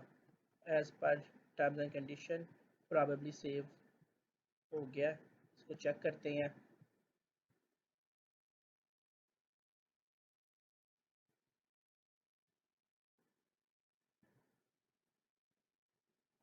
जी ये हो गया। Order will be delivered as per term and conditions. और ये हो गया। अब यहाँ पे कस्टमर नेम, ईमेल, कॉन्टैक्ट और बाकी डिटेल दिखानी है, ये वाला काम कर लेते हैं। आप लोग जानते हैं, अगर मैं आपके पास वापस जाऊँ वहाँ पे आपके कंट्रोलर में, तो हमने अभी क्या चेंज किया रिसेंटली। हम लोगों ने पे नाउ का एक्शन तो चलाया, लेकिन उसमें ऑर्डर की इन्फॉर्मेशन भेज दी, 4 चीज़ें भेज दी कस्टमर की, उसमें 3 चीज़ें और भर दी, और सेशन में संभाल दिया आपकी कस्टमर की सारी डिटेल, बल्कि पूरे ऑर्डर की 7 कॉलम सेशन में है। उसके बाद पेपाल के पेज से होके हम आते हैं वापस ऑर्डर बुक वाले पेज पे, और ऑर्डर बुक वाला पेज में जो है वो सेशन रिसीव हो जाता है। वो सेशन हमने ईमेल और एसएमएस और डेटाबेस में डाटा भेजने के लिए यूज़ करना है। लेकिन क्योंकि आपकी इन्फॉर्मेशन सेशन में पड़ी है, तो इस सेशन को यूज़ किया जा सकता है। सेशन को कैसे यूज़ किया जा सकता है, आप दोबारा ऑर्डर बुक वाले पेज पर जाएँ। जिस तरह शॉपिंग कार्ट से इन्फॉर्मेशन निकाली थी, आप लोगों को याद होगा, देखें, हमने मॉडल्स मंगवा लिए हुए हैं, ठीक है। शॉपिंग कार्ट से इंफॉर्मेशन निकाली थी हम लोगों ने, तो यहाँ से हम जो है वो दूसरे सेशन से भी इंफॉर्मेशन निकाल सकते हैं। अगर आप लोगों को याद हो तो हम यहाँ पे लिख सकते हैं।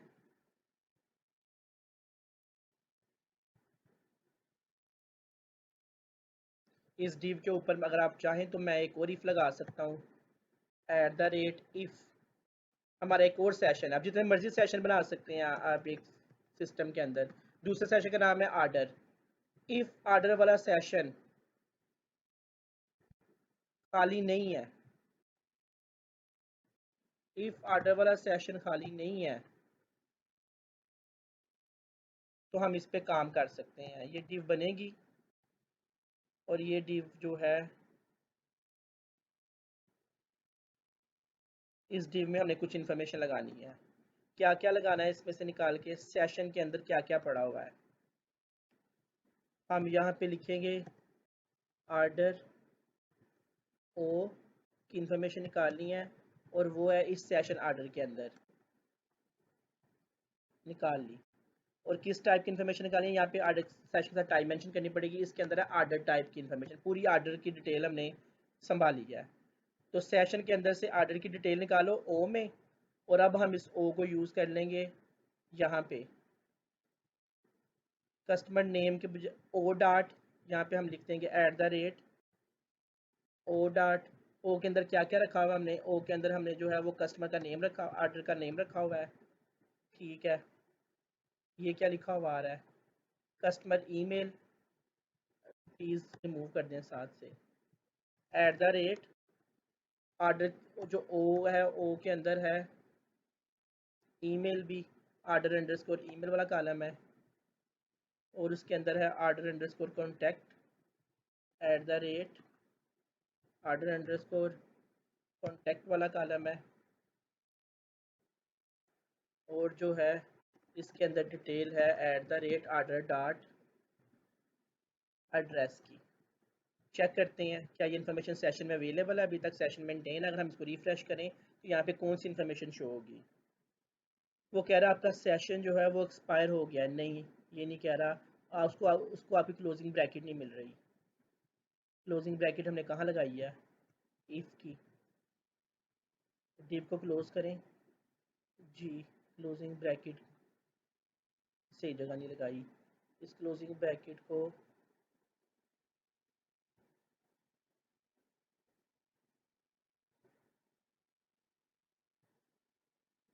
अंदर वाले डिव, इसको अंदर लेके आना चाहिए था। हमने एक डिव को कवर करना है, दोनों डिव को कवर नहीं करना, यहाँ लीफ लगाना चाहिए था। ये देखें, ये एक डिव को कवर किया है, तो मैंने ये 2 लाइन जो है वो यहाँ से कट करके इधर पेस्ट कर दी है। क्लोजिंग इसकी सही की थी। दूसरा डिव ये है, दूसरा डिव सेपरेट है, हमने पहले डिव में डाटा भरना है। बेशक आप दोनों डिव में भर लें, आप चाहें तो इन दोनों डिव के ऊपर अपना इफ़ चला लें, कोई मसला नहीं है। यानी इफ़ को यहाँ से शुरू कर लें, लेकिन जहाँ से इफ़ की ब्रैकेट शुरू होगी तो फिर क्लोजिंग ब्रैकेट यहाँ पे फिर आके यूज़ होनी है इस एरिया में। तो मैंने थोड़ी सी मिस्टेक की थी इस काम में, ठीक है। इसको चेक करते हैं, रिफ्रेश कर रहे हैं अपना पेज। एक सेशन अगर अभी तक मेंटेन रखा हो भाई एएसपी ने, तो ऑर्डर बुक वाला पेज खुलेगा, उसको बताया जाएगा 3200 का आपका ऑर्डर था। ऑर्डर की समरी में डिटेल आ गई, और यहाँ पे उसने बता दिया कस्टमर का नेम, कस्टमर का ईमेल, कस्टमर का कॉन्टैक्ट, कस्टमर का डिलीवरी एड्रेस।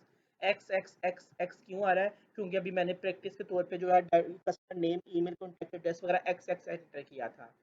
आपको वीडियो में मैंने जीशान की डिटेल लिख के दिखाई थी। अभी हम इसके प्रैक्टिस करके भी चेक कर लेते हैं कि यहाँ पे कस्टमर की डिटेल वगैरह क्या शो होगी। तो ये आपका जो है सक्सेसफुली काम कंप्लीट हो रहा है।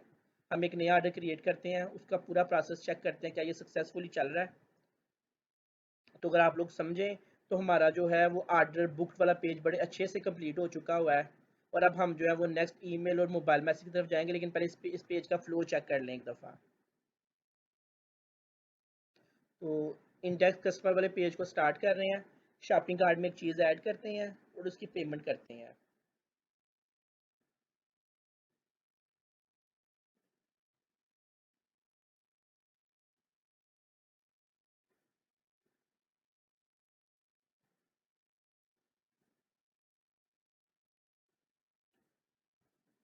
कोड में कहीं डीबगर तो नहीं लगा हुआ? अगर आप चाहें तो डीबगर लगाए जा सकते हैं, ताकि हम यहाँ पे डीबगर आके चेक करें पे नाउ का एक्शन कब चलता है और उसके बाद पेमेंट के बाद ये वाला एक्शन कब चलता है।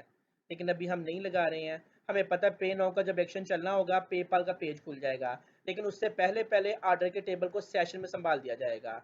ऑर्डर की इन्फॉर्मेशन को हम सेशन में संभाल देंगे। ऑर्डर की 4 चीज़ें जो हैं वो कस्टमर ने प्रोवाइड कर दी हैं, पोस्ट होते हुए हमने रिसीव कर ली हैं 4 चीज़ें, और बाकी जो 3 कॉलम खाली थे प्राइमरी की के अलावा, उनको हमने खुद ही से फिल कर लिया, और इन सारे सातों कॉलम वाले आर्डर को हमने जो है वो सेशन में संभाल लिया। सेशन में संभालने का मतलब है इसको हम जो है वो डिफरेंट पेजेस पे, आर्डर बुक वाले पेजेस पे या किसी और जगह पे भी यूज़ कर सकेंगे। ठीक है, अपना फ्लो चेक करते हैं हम लोग।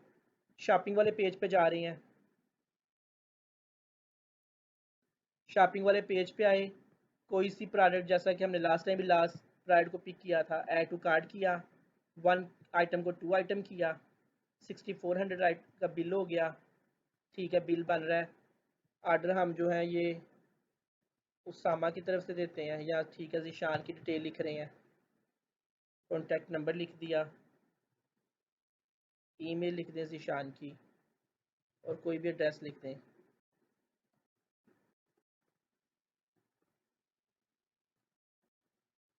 पीपल्स कॉलोनी, गुजरावाला, और मैं चेक आउट पे नाउ का बटन दबा रहा हूँ। Reload, net problem, reload, reload,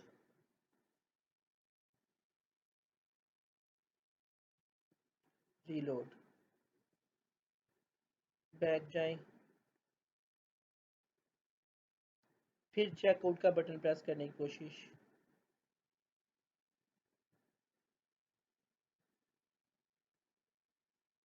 PayPal का पेज ओपन हो गया, $40 की पेमेंट के लिए वो तैयार है। $40 की पेमेंट, 6400 बिल बना था, शायद इतना ही बिल बनता हो। हम फाहा 2526, ये मैंने पर्सनल अकाउंट क्रिएट किया हुआ, उससे मैं पेमेंट करने जा रहा हूँ। बिजनेस अकाउंट मैंने जो है वो क्रिएट नहीं किया, जिशान की ईमेल पे बिजनेस अकाउंट बनना चाहिए था, और फाहा के अकाउंट पर्सनल अकाउंट है, फाहा के अकाउंट की तरफ से मैं पेमेंट कर रहा हूँ। तो फाहा के अकाउंट ने लॉगिन किया ताकि हम जो है $40 की पेमेंट कर सकें। पेमेंट करने के बाद आपको पता है हम जो है वो ऑर्डर बुक वाले पेज की तरफ चले जाएंगे।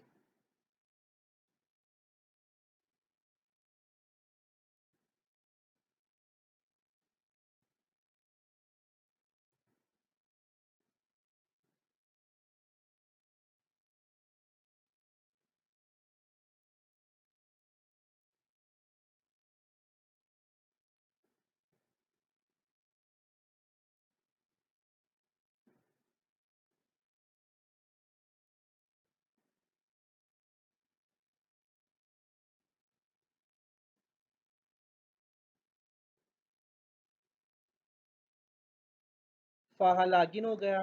फाहा का अकाउंट पे करना चाहते हैं, यस पे करना चाहते हैं।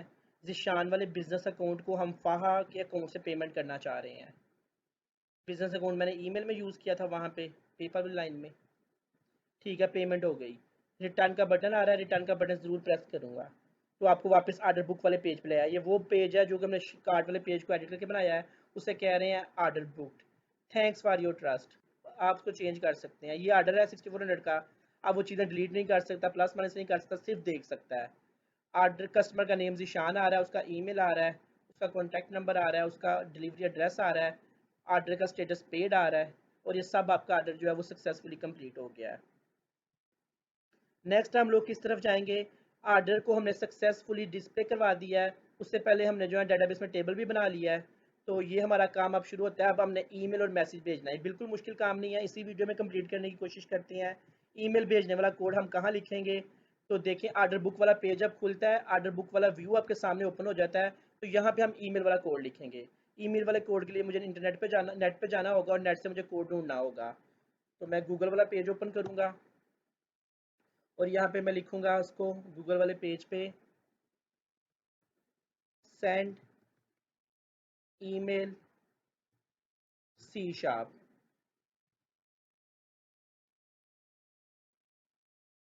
How to send email using C sharp language, send email in C sharp. कोई प्रॉब्ली 10 लाइंस हैं जो कि ईमेल सेंड कर देती हैं। ये बहुत अच्छी वेबसाइट एक ओपन हो गई है बाय डिफ़ॉल्ट ही।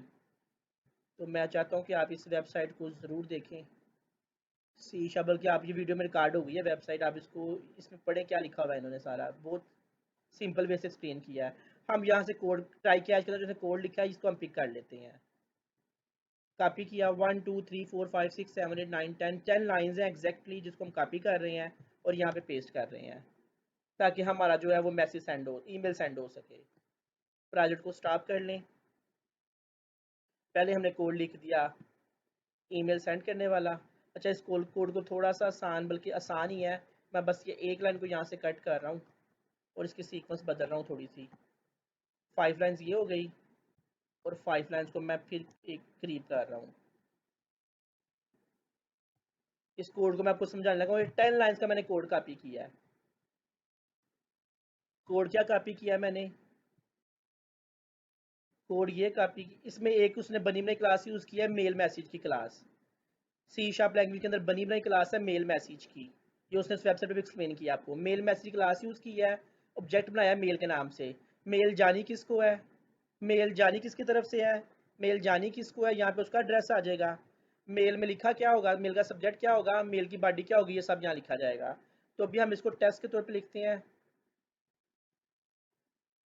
मेल का सब्जेक्ट है ऑर्डर कंफर्मेशन। मेल की बॉडी में क्या लिखा जाएगा?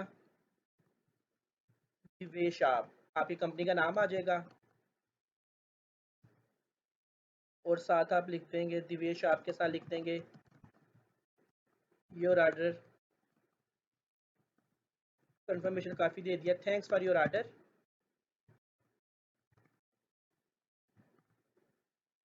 और साथ बस कहते हैं वी विल डिलीवर, जो भी आपने उसको कहना है, we will deliver your order within, या जो भी टाइम एंड कंडीशन जो भी आप बात करना चाहते हैं वो लिखी जा सकती है। 48 आवर्स, जो भी आप बला बला लिखना चाहते हैं वो लिख लें आप, मैं नहीं लिख रहा। अच्छा, अगर आप चाहें तो इसमें आप HTML के टैग्स भी यूज़ कर सकते हैं। द वे शार्प के ऊपर आप बोल्ड का टैग लगा सकते हैं। द वे शार्प के ऊपर बोल्ड का टैग लगा लिया और इसके बाद बोल्ड का टैग बंद कर लें। टैग्स नहीं लगाएंगे तो फिर भी चलेगा, बल्कि एक ब्रेक का टैग भी लगाएं।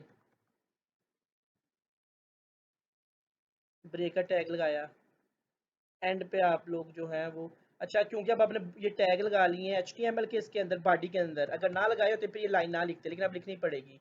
Mail dot is body HTML is equal to true. Yes, हम HTML बॉडी में HTML के टैग्स यूज करके भेज रहे हैं। इसका मतलब है कि इसको HTML बना देना, ये ना हो कि कस्टमर को बी का टैग भेज दिया जाए, बल्कि दिवेश आप बोल्ड होकर जाना चाहिए उसको। तो ये लाइन मैंने इसलिए लिखी है क्योंकि मैं बताना चाहता हूँ कि मेल के जो बॉडी में लिखा है, बॉडी के अंदर मैंने टैग्स यूज किए हैं। Mail dot is body HTML, yes.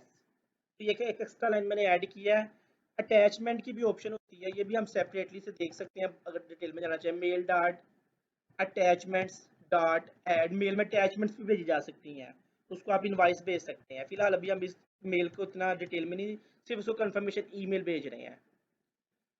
तो हमने मेल मैसेज क्लास यूज़ की, उसका ऑब्जेक्ट क्रिएट किया और फ्राम किसकी तरफ से जानी है, किसको जानी है, क्या सब्जेक्ट होगा, क्या बॉडी होगी।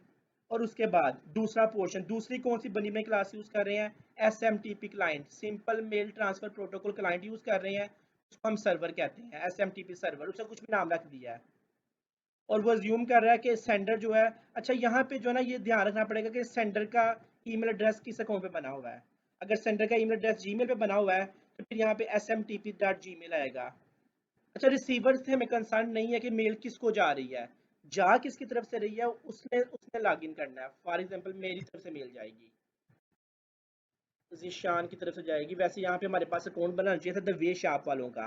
दिवेश शॉप का ईमेल एड्रेस होना चाहिए था। फिलहाल जो है मैं अपना अकाउंट यूज़ कर रहा हूँ @zishan.pugc.edu.pk की तरफ से मेल जाएगी। किसको जाएगी, किसको जा सकती है मेल, ये चेक कर लेते हैं।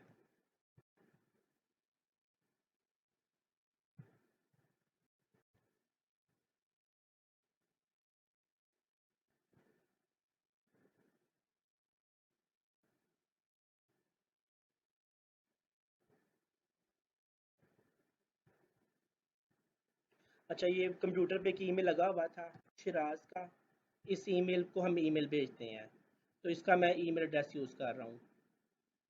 बल्कि ईमेल किसको जानी है, ईमेल तो हमने फिक्स करनी नहीं है, वो जो जिसने लिखी होगी उसको ईमेल जानी है। ओ डॉट आर्डर ईमेल के अंदर जिसका ईमेल है उसको ईमेल जानी है। देखें ऊपर सेशन के अंदर आर्डर ओ के अंदर आपको ईमेल एड्रेस मिल रहा होगा, तो ओ डॉट आर्डर ईमेल वाले को ईमेल जानी है। जानी किसकी तरफ से है, शार के अकाउंट की तरफ से जानी है। वैसे यहाँ पे आपको अपनी कंपनी का द वे शॉप वालों का एक ईमेल एड्रेस बनाना चाहिए, मैनेजर@वे शॉप या जो भी नाम रखना है, और वो यहाँ पे ईमेल एड्रेस यूज़ करना चाहिए। ठीक है, ईमेल ये जाएगी। क्योंकि ईमेल सेंड करने वाले का अकाउंट जीमेल पे बना हुआ है, तो इसलिए यहाँ पे हमने जीमेल लिख दिया। अदरवाइज आपको यहाँ पे लाइन चेंज करनी होगी, याहू लिखना पड़ेगा। सेंडर कौन है ये मैटर करता है, रिसीवर मैटर नहीं करता। कस्टमर का ईमेल एड्रेस क्या है वो मैटर नहीं करता। सेंडर कौन ईमेल भेज रहा है वो यहाँ पे आपको लिखनी होगी, उसका यहाँ पे सर्वर नेम लिखना होगा, ये आपको वेबसाइट पे भी क्लियर हो जाएगा।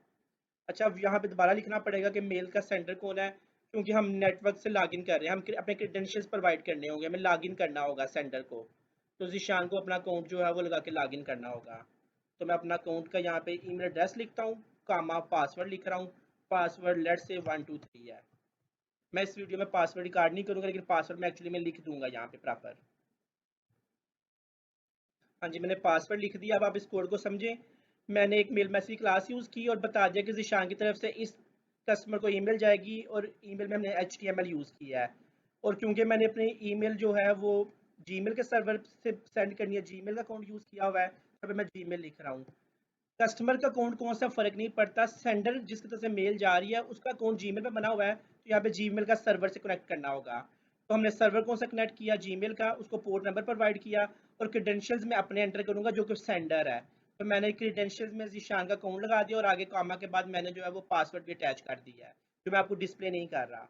उसके बाद जो है वो हम यहाँ पे जो है वो आखिरी लाइन ये वाली चलेगी। सिक्योर सर्किट लेयर को इनेबल कर लिया, कनेक्शन को सिक्योर किया, और SMTP सर्वर से कहा जा रहा है कि तुम सेंड कर दो मेल, हमारा मेल वाला वेरिएबल सेंड कर दो। मेल वाला वेरिएबल ये ऊपर बनाया था। मेल वाले वेरिएबल में क्या रखा था, आपने अपनी मेल रखी थी। और सर्वर वाला वेरिएबल कौन सा है, ये एक सर्वर है, एस जीमेल का सर्वर, जिसको आपने मेरा यूजर नेम पासवर्ड देकर लॉगिन किया और मेल सेंड करने की कोशिश की है। देखते हैं मेल पहुंच पाती है कि नहीं पहुंच पाती।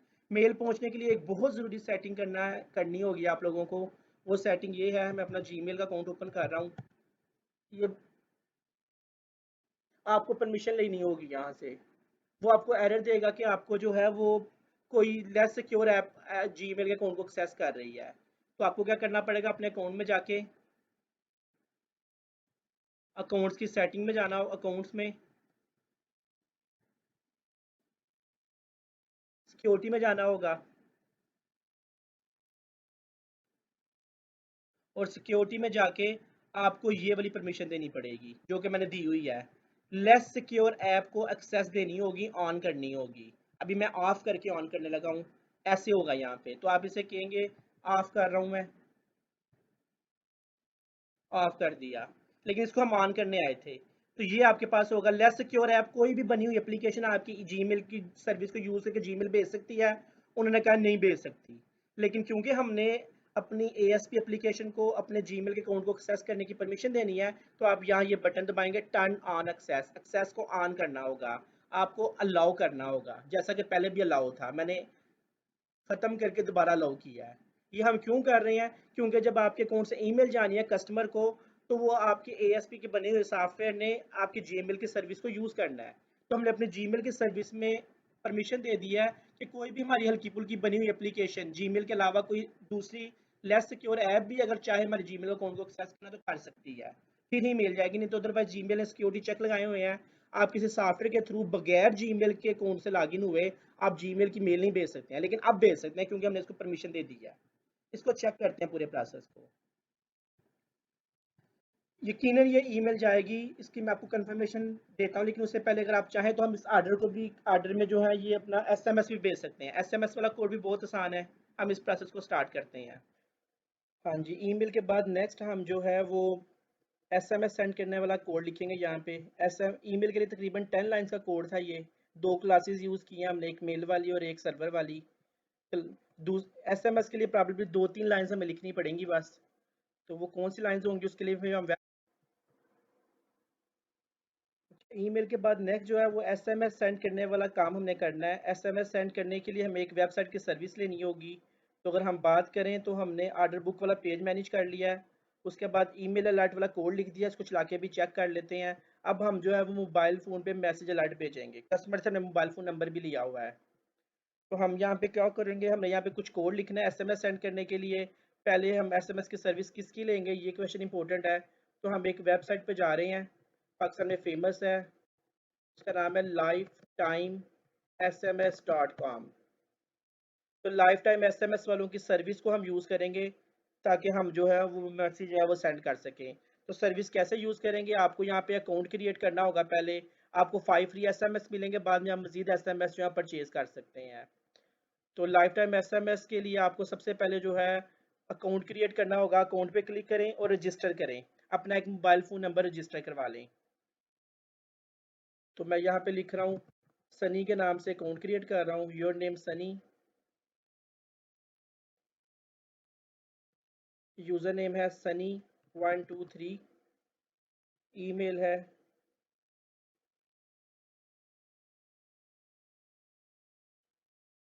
ईमेल जो है ये एक यहाँ पे लॉगिन है, वो वाली ईमेल यूज़ कर लेते हैं,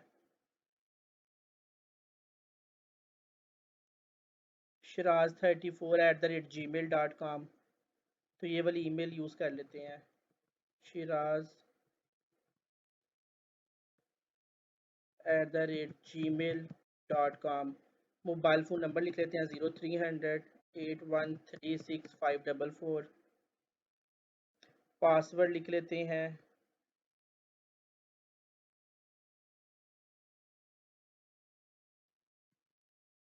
शिराज123। Password user. यूज़र नेम सनी123। ये याद रखना होगा आप लोगों को।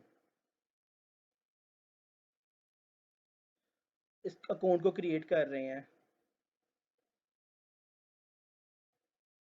Resistor this account. तो आपको जो है वो एक मैसेज रिसीव होगा इस नंबर पे, जिसका आपको कोड यहाँ पे लिखना होगा, वेरिफिकेशन कोड लिखना होगा।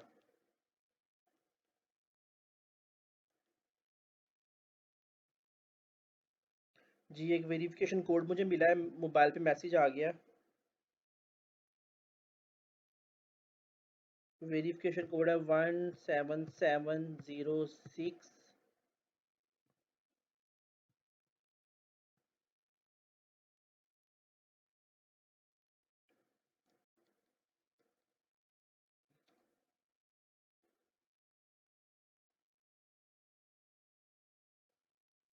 जी मैंने ये वेरिफिकेशन कोड लगा के रजिस्टर का बटन प्रेस कर दिया।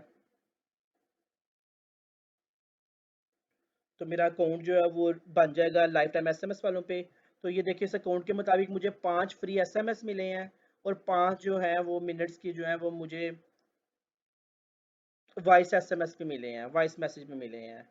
तो मेरा अकाउंट बन गया। इस अकाउंट को मैं यूज़ कर सकता हूँ अपने वहाँ पे कोडिंग के अंदर। तो उसके लिए कोडिंग के अंदर यूज़ करना है तो इनकी डिफरेंट सर्विसेज अवेलेबल हैं। तो मैं एपीआई डॉक्यूमेंट में जाऊँगा। एपीआई डॉक्यूमेंट में मैं डेवलपर्स हैब में जाऊँगा, बल्कि पहले एपीआई सेटिंग करूँगा मैं। एपीआई सेटिंग कर लें ताकि आप इनकी सर्विस को अपने सॉफ्टवेयर के साथ लिंक कर सकें।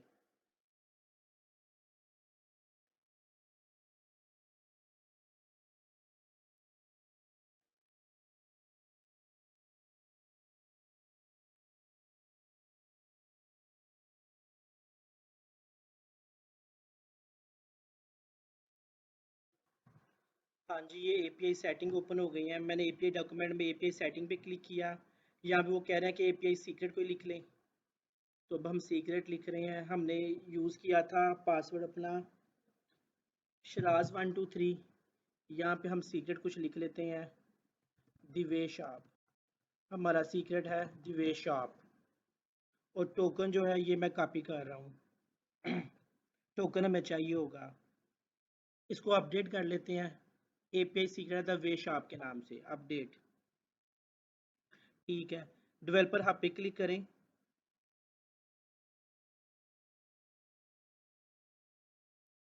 देखें वो आपको यहाँ पे कुछ कोड प्रोवाइड करेगा जिस कोड को हमने यूज़ करना है। डेवलपर हब में नहीं है, बल्कि डेवलपर हब में सी शार्प के अंदर शायद अवेलेबल हो सिंगल एसएमएस सेंड करने का कोड। जी ये मिल गया कोड। हम इस कोड को यूज़ कर लेंगे। इसने काफ़ी लाइंस यूज़ की हैं, हम इस लाइंस को कॉपी करते हैं और इन लाइंस को मैं कम कर देता हूँ आप लोगों के लिए।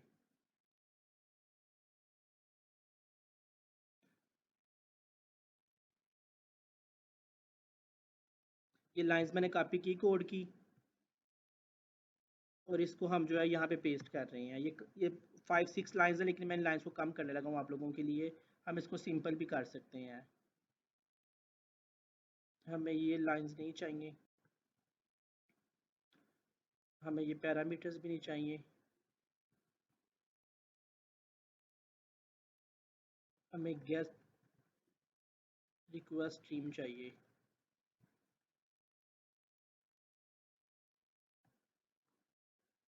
बल्कि गेट रिस्पॉन्स चाहिए। दोबारा चेक करते हैं कहाँ पे थे हम। ये वाली लाइन चाहिए, यूजिंग वाली, जिसको मैं स्किप किया था। एक ही लाइन चाहिए हमें। ये 2 लाइंस हमें चाहिए, तकरीबन 2 से 3 लाइंस।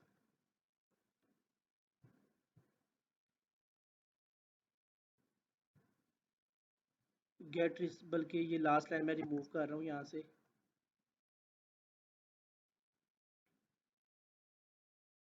ठीक है, ये लाइंस हो गई हमारी 3। या इसको 3 कर लेते हैं अभी।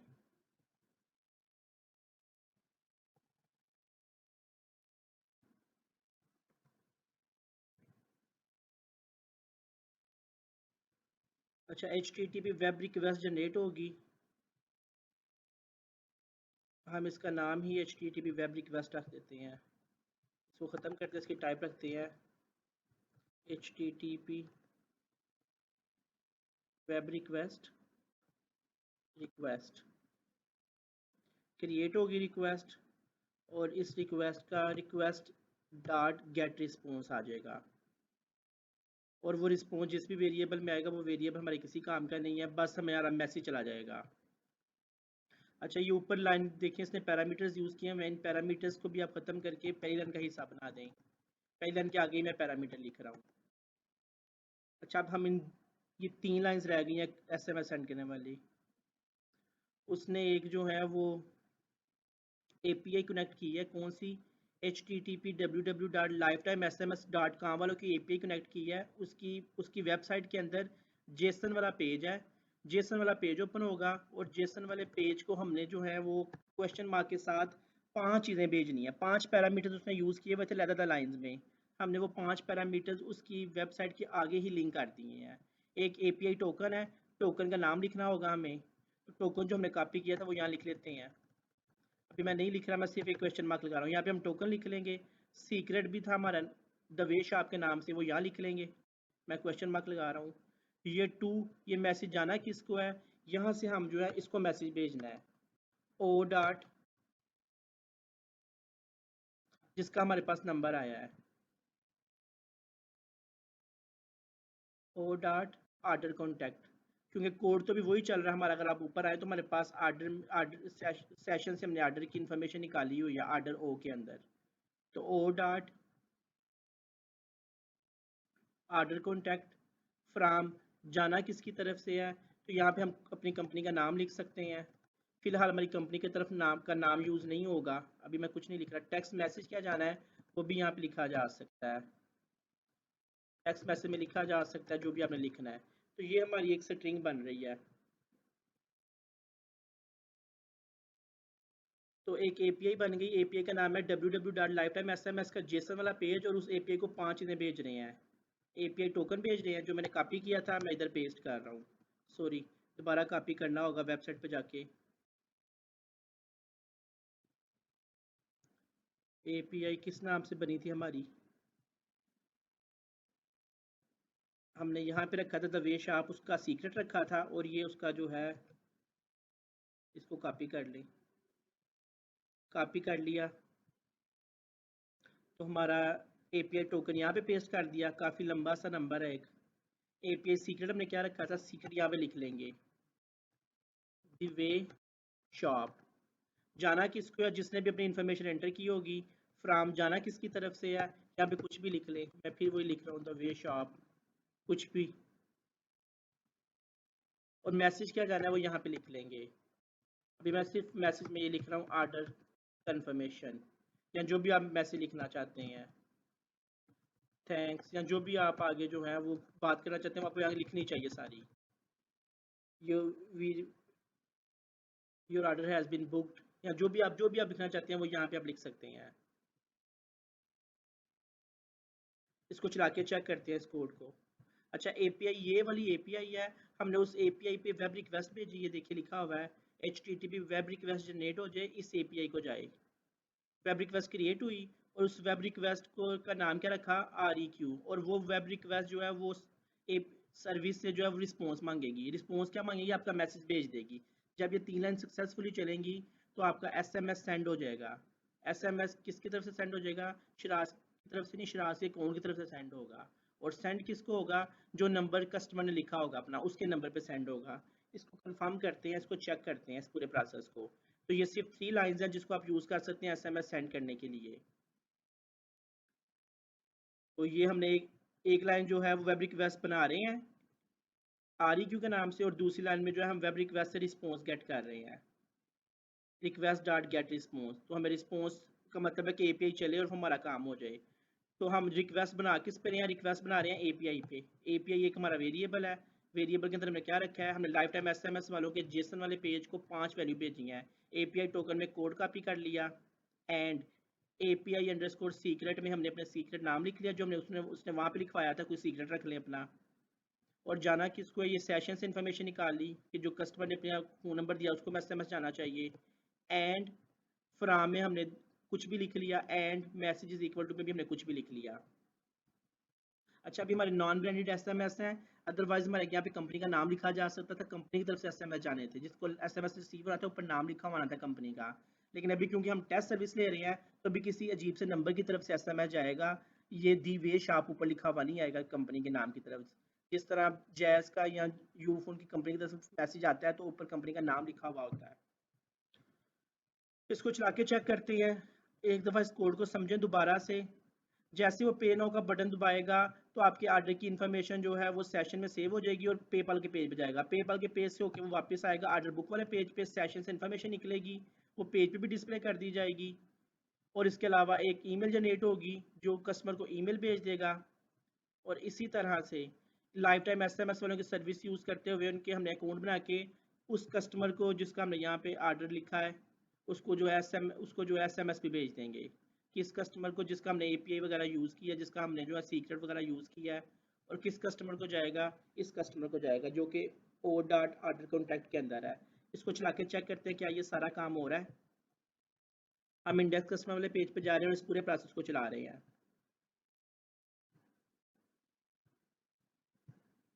जी, शॉपिंग वाले पेज पे जाते हैं। अच्छा, ये दोनों कोड कब चलेंगे ये क्लियर कर लें। ये कोड चलेंगे जब पेमेंट वाले पेज के बाद हम किस पेज पे आएंगे, जब पेमेंट वाले पेज के बाद हम ऑर्डर बुक वाले पेज पे आएंगे। जैसे ऑर्डर बुक वाला पेज जो है वो लोड होना शुरू होगा तो आपका ईमेल भी चली जाएगी, आपका SMS भी चला जाएगा और व्यू खुल जाएगा ऑर्डर बुक वाले पेज का। इसको चेक करते हैं। शॉपिंग कार्ट में कोई सी एक मैंने प्रोडक्ट ऐड टू कार्ट की, इसकी क्वांटिटी मैंने एक ही रहने दे रहा हूँ, और कस्टमर का नाम लिखते हैं जीशान, कस्टमर का कॉन्टैक्ट लिखते हैं 033 वाला, कस्टमर का ईमेल लिखते हैं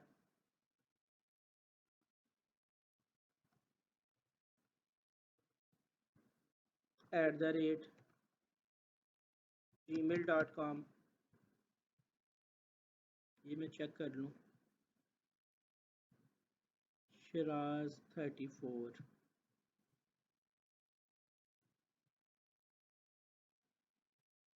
कस्टमर का एड्रेस कुछ भी।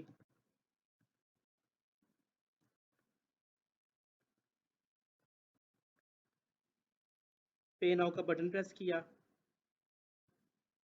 पेपाल वाले पेज की तरफ जाएगा ये। पेमेंट करेंगे फाहा 2526 की तरफ से।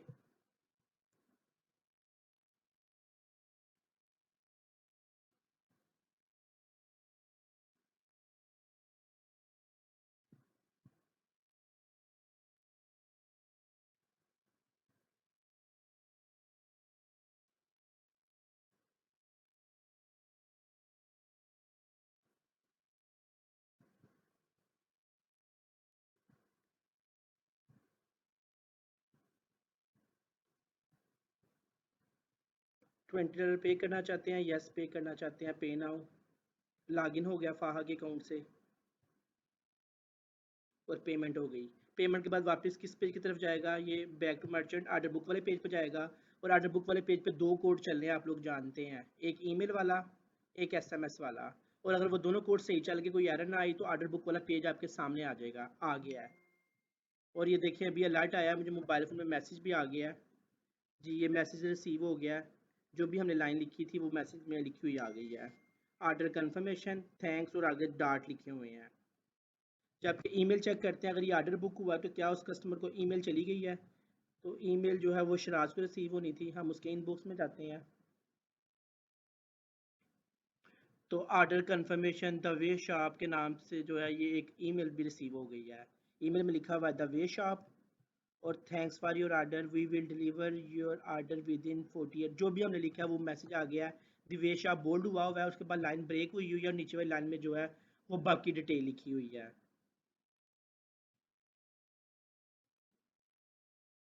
हाँ जी, आप लोगों ने देख लिया कि आपका जो है वो ईमेल भी प्रॉपर्ली सेंड हो गई है और उसके बाद एसएमएस भी जो है वो प्रॉपर्ली जो है वो कस्टमर को सेंड हो गया है, अलर्ट आ गया कि आपका ऑर्डर बुक हो गया। पेमेंट के बाद ये सारा प्रोसेस मुकम्मल हो गया है।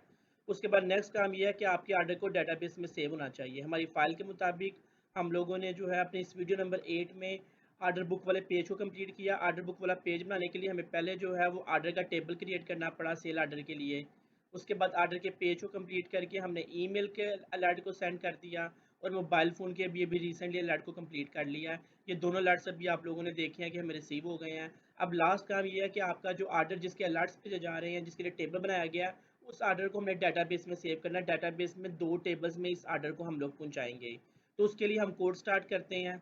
आप लोगों को जो है वो, क्योंकि हमने सेशन में ऑर्डर के टेबल की इन्फॉर्मेशन सँभाली हुई है, ऑर्डर के टेबल की इन्फॉर्मेशन को हम ऑर्डर ओ में रिसीव करके लेके आए हुए हैं, तो हम इसको सेव कर सकते हैं। सेव करने वाला कोड हम कहाँ से लिखेंगे, तो हमारे पास ऑलरेडी कुछ एक्शंस पहले से बने होते हैं जिसमें सेव वाला कोड होता है जो बिल्ड इन डाटाबेस से रिसीव कर लेते हैं हम लोग। तो अब किसी भी एक एक्शन से जाके वो इन्फॉर्मेशन पिक कर लें।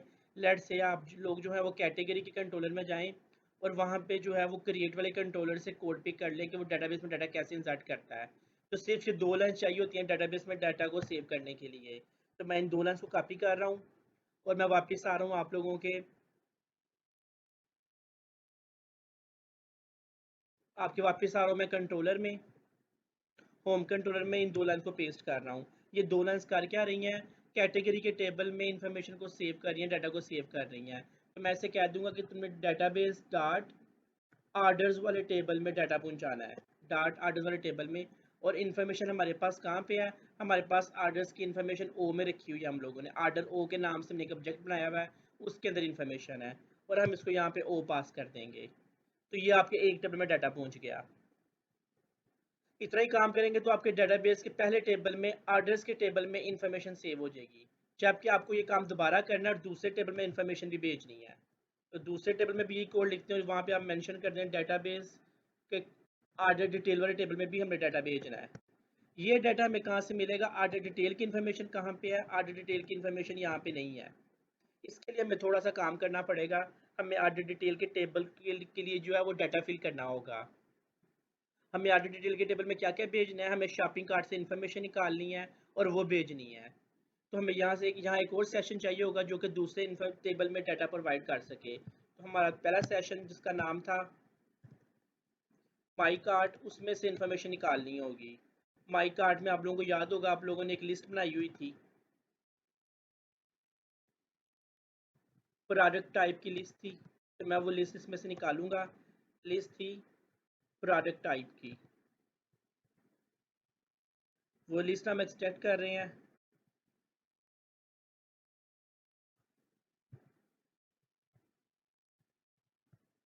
इसको मैं वेरिएबल लिख लूँगा, कोई इसी टाइप के वेरिएबल में रिसीव कर लें लिस्ट। ये आपको प्रायर की इंफॉर्मेशन मिल जाएगी सारी, कार्ड के अंदर से इंफॉर्मेशन आ गई इस लिस्ट के अंदर। और ये लिस्ट कहाँ संभाली हुई थी? ये लिस्ट सेशन में संभाली थी। सेशन को पूरी एप्लीकेशन में कहीं भी एक्सेस किया जा सकता है, क्योंकि हमने कार्ड के अंदर की इंफॉर्मेशन दूसरे टेबल में भेजनी है। इसमें हमारा प्रोडक्ट का आईडी है, प्रोडक्ट की सेल प्राइस है, प्रोडक्ट की परचेज प्राइस है, प्रोडक्ट की क्वांटिटी है, वो सारी चीज़ें जो है हम आर्डर डिटेल के टेबल में भेज देंगे।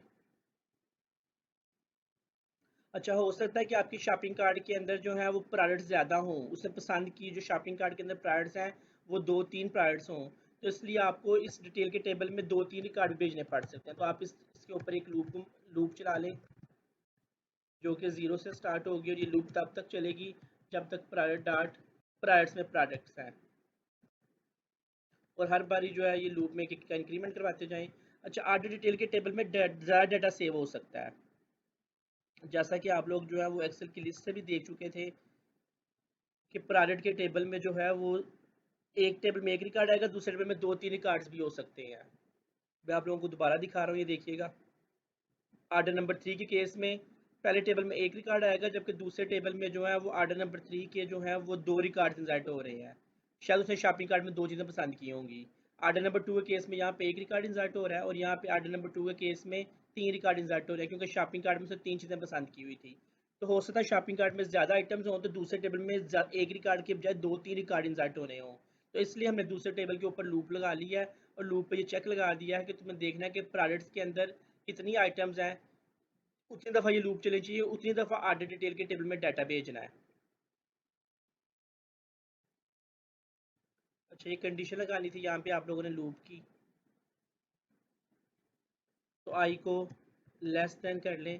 आई जब तक प्रायर डॉट काउंट से कम है तो ये लूप चलती जाएगी। अगर अगर शॉपिंग कार्ट की अंदर 2 प्रोडक्ट्स हैं तो ये लूप 2 दफ़ा चलेगी, और 2 दफ़ा आपकी जो है वो आर्डर डिटेल के टेबल में रिकॉर्ड इंसर्ट होगा। आर्डर डिटेल का भी एक ऑब्जेक्ट बना लें, आर्डर डिटेल का भी ऑब्जेक्ट बना लें ओडी के नाम से, is equal to new order detail का एक एम्प्टी ऑब्जेक्ट बना लिया हम लोगों ने। और आर्डर डिटेल के अंदर क्या क्या भरना है आप लोगों ने, तो वो यहाँ पे हम कोड लिख लेते हैं। आर्डर डिटेल के अंदर है क्या हमारे पास, order detail dot private F I D कौन सी होगी, तो हम उसे कह देंगे कि प्राइवेट एफ आई डी जो है वो ये पी के अंदर होगी।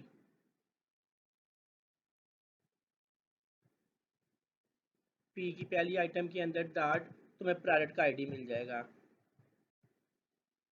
और क्या क्या मिल जाएगा तुम्हें, वो हम इसको जो है वो इन रिकॉर्ड्स को फिल कर लेते हैं। हमें क्या क्या चाहिए, ओडी के अंदर प्राइवेट का एफ आई डी भेजना है, और हमने जो है ओडी के अंदर क्वांटिटी भेजनी है, और वो क्वांटिटी भी हमारी इस लिस्ट में अवेलेबल है डॉट प्रो क्वांटिटी के नाम से। इस तरह से ओडी डॉट परचेज प्राइस वाला कॉलम है उस टेबल में, और यहाँ पे हमारी प्रोडक्ट के अंदर भी जो है वो प्रोडक्ट अंडरस्कोर परचेज प्राइस का कॉलम था। इसी तरह से ओडी डॉट सेल प्राइस का कॉलम बना के आए थे हम ऑर्डर के टेबल में, और प्रोडक्ट के टेबल में भी जो है वहाँ से हम इंफॉर्मेशन उठा लेंगे, ऑर्डर की सेल प्राइस को पिक कर लेंगे। इसके अलावा हमारे इस टेबल में क्या था, क्वांटिटी पिक कर ली, सेल प्राइस पिक कर ली, प्राइस पिक कर ली, प्राइवेट आईडी पिक कर ली। ऑर्डर का एफआईडी पिक करना है, ऊपर वाले ऑर्डर का एफआईडी पिक करना है कि लास्ट ऑर्डर का आईडी क्या था, 3 था, तो यहाँ पे 3 इंसर्ट होगा, जबकि प्राइमरी की तो ऑटो जनरेट करवाई हुई है हम लोगों ने। तो ऊपर वाले कॉलम का मैक्सिमम आईडी पिक करें, ताकि क्योंकि उसने यहाँ पे फॉरेन की के तौर पे इंसर्ट होना है। तो इसके लिए भी हम जो है वो यहाँ पे लिख सकते हैं कि ऊपर वाले टेबल का मैक्सिमम आईडी हमें कैसे मिलेगा। इसको गूगल पे भी सर्च किया जा सकता है, जैसा कि मैंने भी सर्च किया इसको, कि हमें जो है वो गेट मैक्सिमम वैल्यू लानी है लिंक क्यूरी की मदद से। देखिए मैंने गूगल पे लिखा है सिलेक्ट मैक्स आईडी इन लिंक, लिंक की मदद से सी शार्प का कोड लिखते हुए मैक्सिमम आईडी गेट करना है। तो उसने हमें डिफरेंट ऑप्शन दिए हैं। यहाँ पे इसने हमें एक सिंपल लाइन दी है कि आप ये लिख रहे हैं तो आपको मैक्सिमम आईडी मिल जाएगा किसी भी टेबल का। तो मैं यहाँ पे लिख रहा हूँ इंट, इसका नाम बेशक आर्डर आईडी रख दें आप, int order ID is equal to database start orders के टेबल का जो मैक्सिमम आईडी है वो लेके आना है, डॉट मैक्स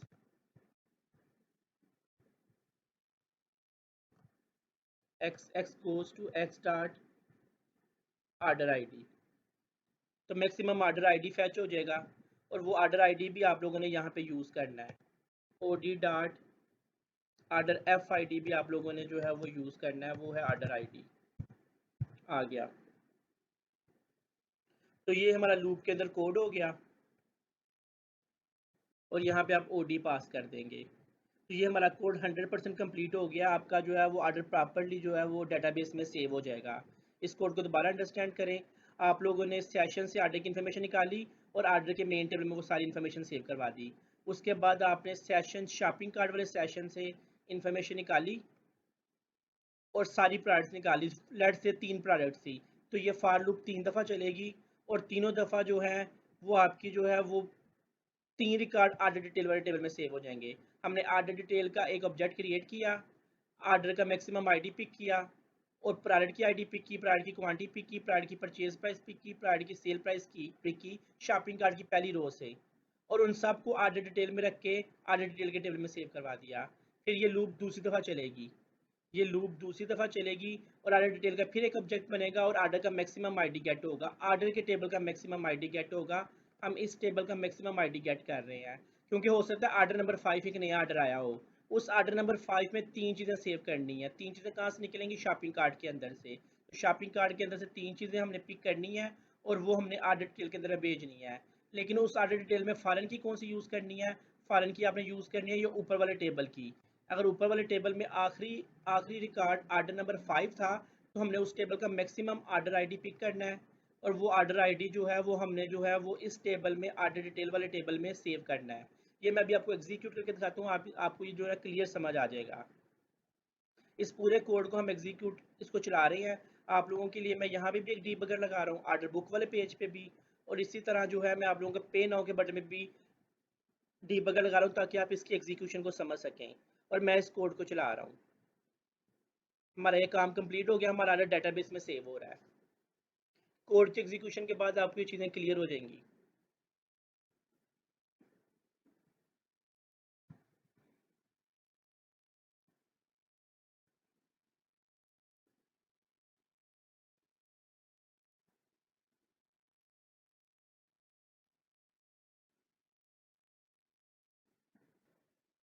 हाँ जी, हम शॉपिंग स्टार्ट कर रहे हैं। शॉप वाले पेज पे गए,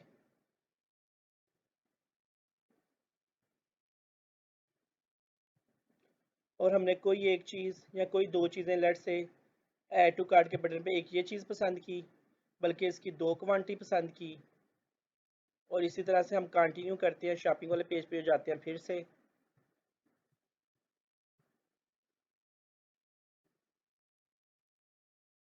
और ये 1100 वाली पैंट जो है इसका भी एक पीस ऐड टू कार्ट कर लेते हैं। तो दो पीस इस जीन्स पैंट के हैं, और एक पीस जो है वो ये लेडीज़ जीन्स का है। 8100 बिल बन रहा है। हम अपनी इंफॉर्मेशन एंटर करते हैं। जिशान ये शॉपिंग कर रहा है, इस फ़ोन नंबर पे मैसेज आएगा, ये हमारी ईमेल है, और यहाँ पे कोई भी जो है वो आप एड्रेस लिखते हैं, प्रॉपर डिटेल के साथ लिखते हैं, एक्स हाउस, जो भी आपने लिखना है, और पे नाउ का बटन प्रेस कर दें। तो देखिए पे नाउ का जैसे बटन प्रेस किया तो कौन सा एक्शन चला? पे नाउ वाला। पे नाउ वाले एक्शन को आर्डर की डिटेल पे से पहुंच गई होगी। आर्डर की क्या क्या डिटेल पहुंची आप ये भी चेक कर सकते हैं। एड्रेस पहुंचा है x house Lahore, contact number पहुंचा है, ईमेल पहुंचा है, और नेम पहुंचा है। जबकि डेट नहीं पहुंची, आर्डर आईडी तो ऑटो जनरेट होना था, स्टेटस भी नहीं पहुंचा, टाइप भी नहीं पहुंची। डेट, स्टेटस और टाइप हमने अगले 3 रिकॉर्ड में फिल कर दिया है। तो इस वक्त तो ये डेट, स्टेटस और टाइप नल है, नल है और नल है। लेकिन जैसे हम इस कोड को चलने देंगे, F10 प्रेस करें, F10 प्रेस करें, F10 प्रेस करें, और अपने आर्डर की इन्फॉर्मेशन को सेशन में सेव होने दें। लेकिन इस वक्त अगर आप आर्डर को चेक करेंगे तो अब आर्डर की इन्फॉर्मेशन कंप्लीट हो गई है। एड्रेस, कॉन्टैक्ट, ईमेल और नेम के अलावा आपका जो है वो डेट भी आ गई है, डेट टाइम के साथ आ गई है। ऑर्डर स्टेटस में पेड आ गया है और ऑर्डर टाइप जो है वो सेल आ गई है। ऑर्डर आईडी ऑटो जनरेट होना है, तो ऑर्डर की इन्फॉर्मेशन बिल्कुल कंप्लीट हो गई है। चार चीज़ें कस्टमर की तरफ से हमें पोस्ट हो गई हैं, फार्म से पोस्ट हो गई हैं, और बाकी उस ओ के अंदर हमने बाकी तीन चीज़ें जो है वो खुद ही से हार्ड कोड करके भर ली हैं, जो हर बारी सेम रहनी है, यही रहनी है। और इस ऑर्डर को सेशन में सेव कर दिया। सेशन में इसलिए सेव कर दिया ताकि जब हम पेपल के पेज से वापस आएँ इस तरफ, तो हम उस इन्फॉर्मेशन को सेशन से निकाल के यूज़ कर सकें। तो F10 प्रेस कर रहा हूँ, पेपर लाइन चली और F10 प्रेस किया, तो साथ ही जो है वो एग्जीक्यूशन स्टार्ट हो गई है। पेपर वाला पेज आ गया, यहाँ पे आप पेमेंट करके वापस आएंगे।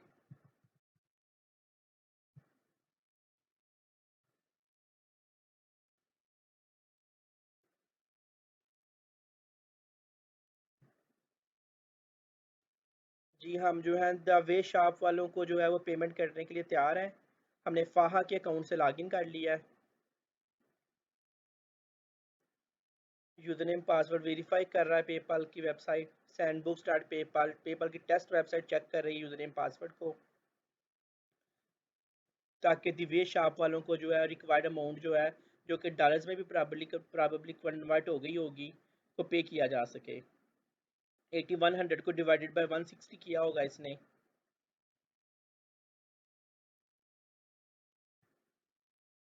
हाँ जी, 50, तकरीबन $51 बने हैं। कंटिन्यू हम पेमेंट करना चाहते हैं, यस प्लीज़ पे।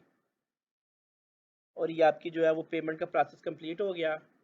आपके 8100 को उसने 160 से डिवाइड करके डॉलर में कन्वर्ट कर लिया, $50.63 बने हैं। और जो है हम वापस जाना चाहते हैं वेबसाइट पे। जैसे वापस जाएंगे तो हमने डीबगर लगाया हुआ है, तो वापस वाला पेज, ऑर्डर बुक वाला पेज चलने की बजाय यहाँ पे देखें डीबगर रुक गया आके, क्योंकि हमने कोड को एग्जीक्यूशन रोकी हुई है।